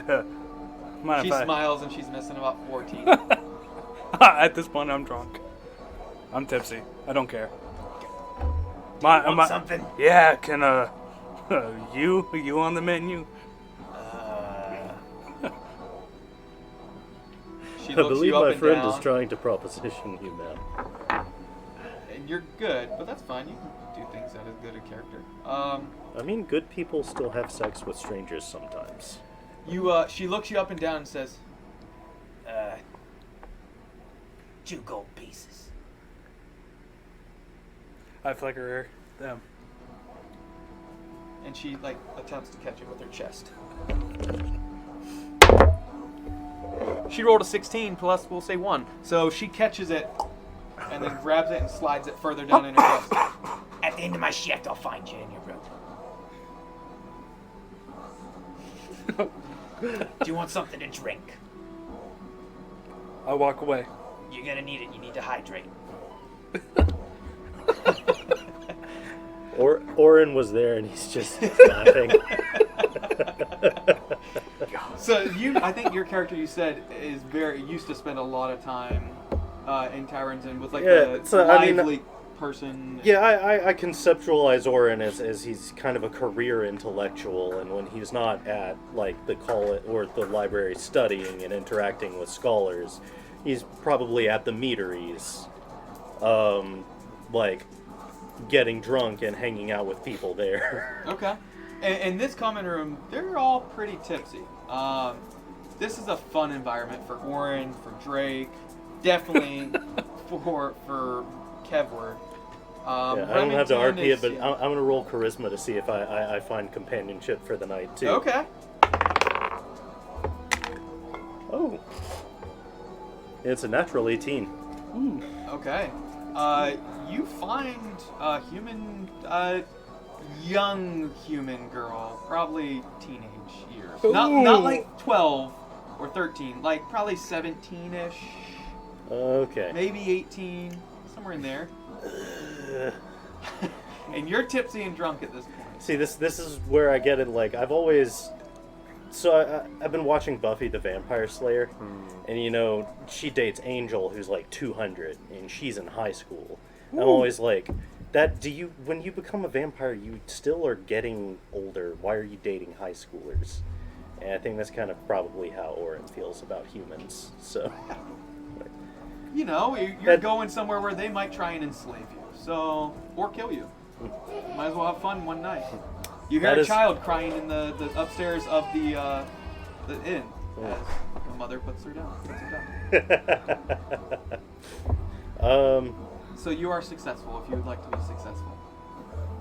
I'm facing impending doom. Sure, Yep. why not? You get an inspiration dice for your encounter there, by the way. Okay. So make sure you keep track of that in case you don't use it this session.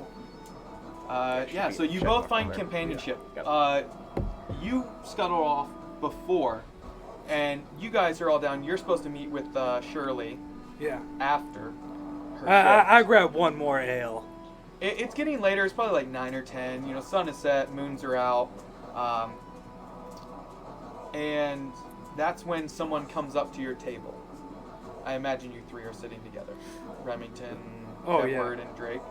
Yes. Drake, you see your brother smiling, laughing, giddy almost, as he staggers up the stairs with a young female. Yeah, I'll unwrap my wire, cast the message cantrip, and have fun. Use protection, and wrap it back.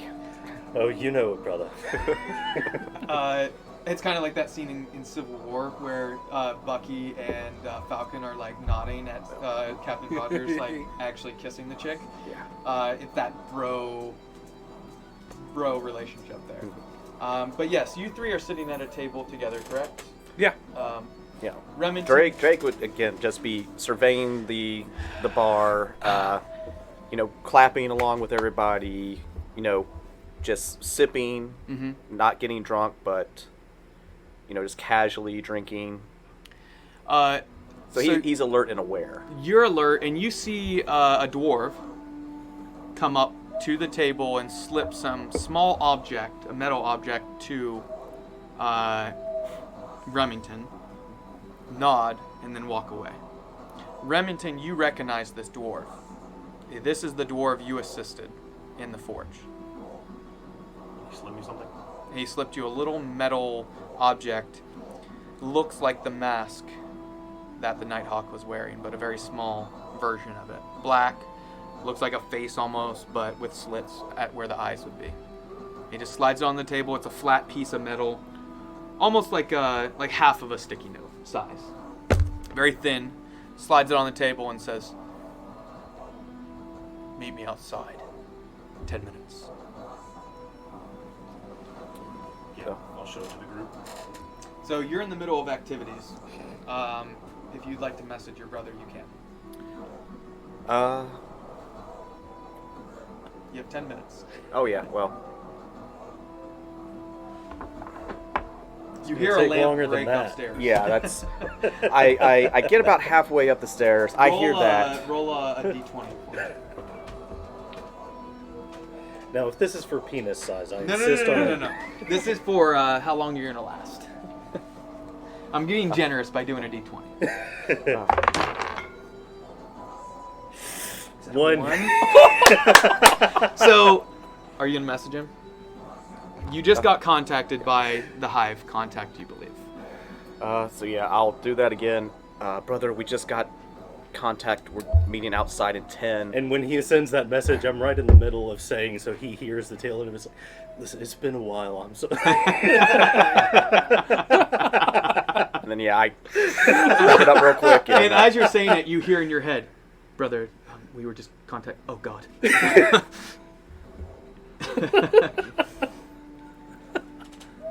And Orin just thinks to himself, we are taking another route back, but not coming through here. And like, I get my shit together and leave.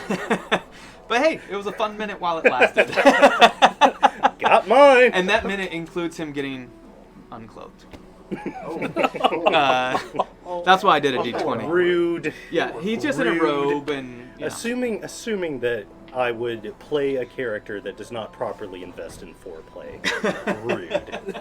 Rude. So within about 4 or 5 minutes of that occurring, Orin staggers down, or not quite as tipsy. He's kind of like sobered up a tiny bit just from the incident that just happened for him, but he's still tipsy and comes down the stairs. And it's dying down a little bit. It's getting a little bit later. Some of the commoners have gone off and gone back to their homes. Shirley, you can see, is still like really sweaty, getting tired looking, but she gives you a wink every now and then. What would you guys? It's about 4 or 5 minutes till the meeting's supposed to, or till 10 minutes. Have you made contact with anybody? Yeah, didn't I show you all the little coin that we need to go No. outside? Have you made contact with our people? We're not here anymore. But I did work with that dwarf earlier. I Good think guy? that's what we're supposed to do. Yeah. Let me work in his forge, so.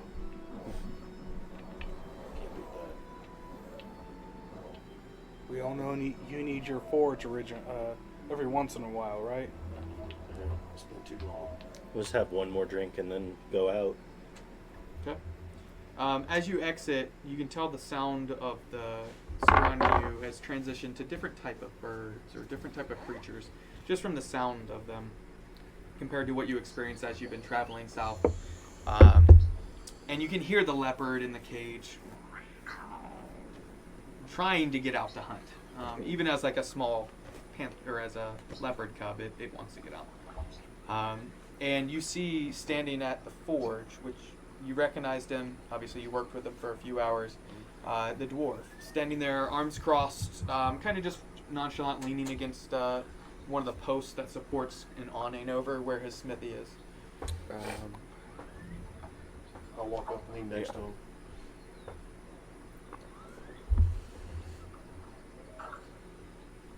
We're supposed to be meeting you here, Barry. Indeed, you are. Draco Word put came his to me to look out for 2 elves. Saul, Goliath, and yourself. And seems all of you are here now. Word was you're trying to get into the Federation. Well, I can help. I can get you across, and then you're on your own until you get to the Fingerlands, and then you'll be picked up by my brother, my twin, in fact. He looks just like me. His name's Jerry. Can I keep an eye out, see if there's anybody watching? Yeah. Give me a perception. Well, you're still drunk too, aren't you? Yeah. Is that a disadvantage? Not bad. That is a 15. A few people are leaving out of the bar or the inn every now and then, but in this conversation, no one's coming even relatively close to you guys. Jerry will find you. You'll recognize him, obviously. He looks just like me, except he's got a little scar. Starts at his ear, comes down his face, along his jawline, right here. Incident back when we were kids. Forger. You don't want to know about it, but look out for him. He'll find you. And you personally will be taking us across the border? Yes, I'm gonna. That's part of the way we work is because we look alike, we can pretend that we are each other. 2 for the price of 1. So I'll get you across. He'll get you back across once you're done with your business. Now, I need to tell you, you're in for some shit. They don't take kindly to anyone that aren't human, and none of you are human.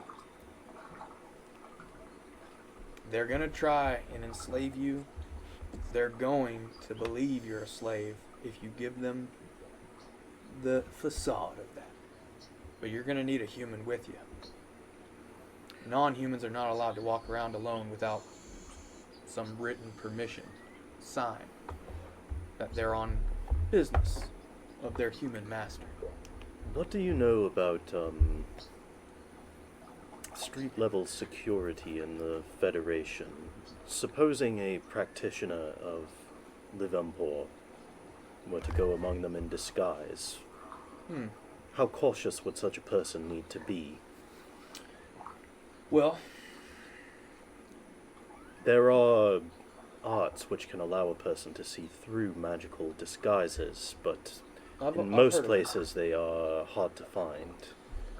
yeah, I think in the smaller towns you have good luck with that. But once you get into the Fingerlands, or any of the bigger cities, you can try it, but it's going to be difficult. Wasn't that part of the deal, though? Oh, we're going to get you across, and we'll have safe houses for you, but whatever you're doing during the day, Basically, I can't guarantee safety. I'm just trying to warn you. You helped me. You showed me who you are character-wise, and I respect you. I don't wish any harm upon you. so basically, during the day, keep inside, make most of our moves. That'd be your best bet. Now, I will tell you, we have some abilities to get you across the cities, the big ones, through the sewer networks if need be. But that's Sounds only delightful. necessary. If you can get across it, it's just a little dangerous in the sewers, but we can do it. So, how much did Nighthawk tell you about what we're going in there for? Oh, you're going for the sister jewel, you crazy bastards. You can do a history check on the sister jewel if you'd like, or religion, depending on it'll determine the outcome of the information. So Well, I made a good religion check on it earlier. you I did, not? so you know it's a relic. But as far as for the value of it, I'm saying Do you remember? Nah, it was like one of the first rolls. yeah, it was 20 something, I believe. I think it was like 24. Yeah. Oh, I can't beat that if I wanted. I'm proficient with religion and have a +4 to intelligence rolls, so 14 history I rolled for a Drake. 17 religion. Are you proficient? I am not. I rolled at disadvantage and I rolled a 17. Really? Okay. rolled a- so between your see this? check earlier, that religion check, and then you said 14. You know it's it's in the Holy of Holies, in their eyes. You know, these are super holy sites for them. The sister jewel is a pair. You know this is like a prized possession worth thousands and thousands of gold pieces, but that's if you can find a buyer. Like, it's going to be hard, and you're about to try and steal it for Hive. So when Nighthawk was, propositioning us with this, he said that basically they wouldn't notice. And now you're telling us that we're essentially stealing a crown jewel, so to speak. I think probably what he meant was to not get noticed on who stole it. They're going to notice it's gone. But to see you in the act, I imagine that's what he was referring to. To do it stealthily, unnoticed, and when they find out, yeah, it's going to be hell. And you seem somewhat more forthcoming than our original contact. I work with them. Have you I'm not any part of Hive. Have you any idea why they would contract the likes of us to go and do this if it's so difficult? Like, my brother and I have not yet been out of our home city yet, and we are grateful for the trust, but don't quite understand it. Well, my It's a friend, dangerous mission. They don't want to risk any of their own, is my personal opinion. Hmm. But it seems like, did they offer you at least something good in return? I imagine if you're willing to take on the job. Well, whether or not it was good enough, I think remains to be seen. I'm not saying it's not possible. Some have tried and failed and paid with their lives. But my friend, you see, they want no connection to them. That's why they hired us. Well, that concerns me. But That's I why suppose we haven't much I choice. asked for more money. so, if you're still in, I'll get you across tomorrow. We'll leave at dawn. Take us about 2 days to get to the border, stealthily. They do patrol it, so we're going to have to move slow. But if you're willing to go, I need to know so I can prepare tonight. This is just one step closer for you, brother. So, I mean, it's your decision. I'm with you to the end, no matter what. I believe we're capable of surviving this, but our safety comes first. How about the Ballancourt clan? I follow your lead.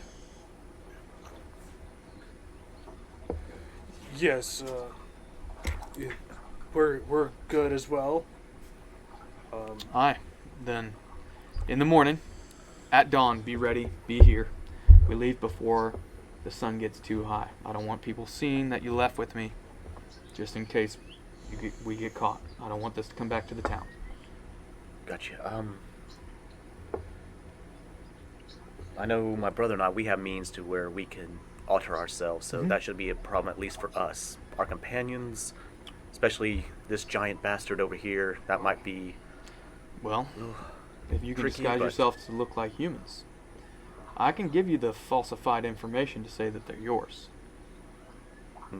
That could be quite helpful, yes. Yes, I'll have I it feel prepared like that this would evening work. for you. Would it be possible to make such documents for ourselves as well? Our ability is not permanent, and it may be useful to... Yeah, I Have mean, the option. it's gonna. I can do two. I can probably get 2 done tonight, and then along the road, it's a little more difficult on the road, but We'd be happy to pay for your services. Absolutely. I'll stay up all night and I'll get it done. Again, because of Remington and his willingness to show me who he is, I'll get it done. It'll make me a little more groggy tomorrow, but don't get caught, and that's payment enough. Well, we'll remember your kindness to us, friend. As will I yours. And we'll pick up there next session. All right. Awesome.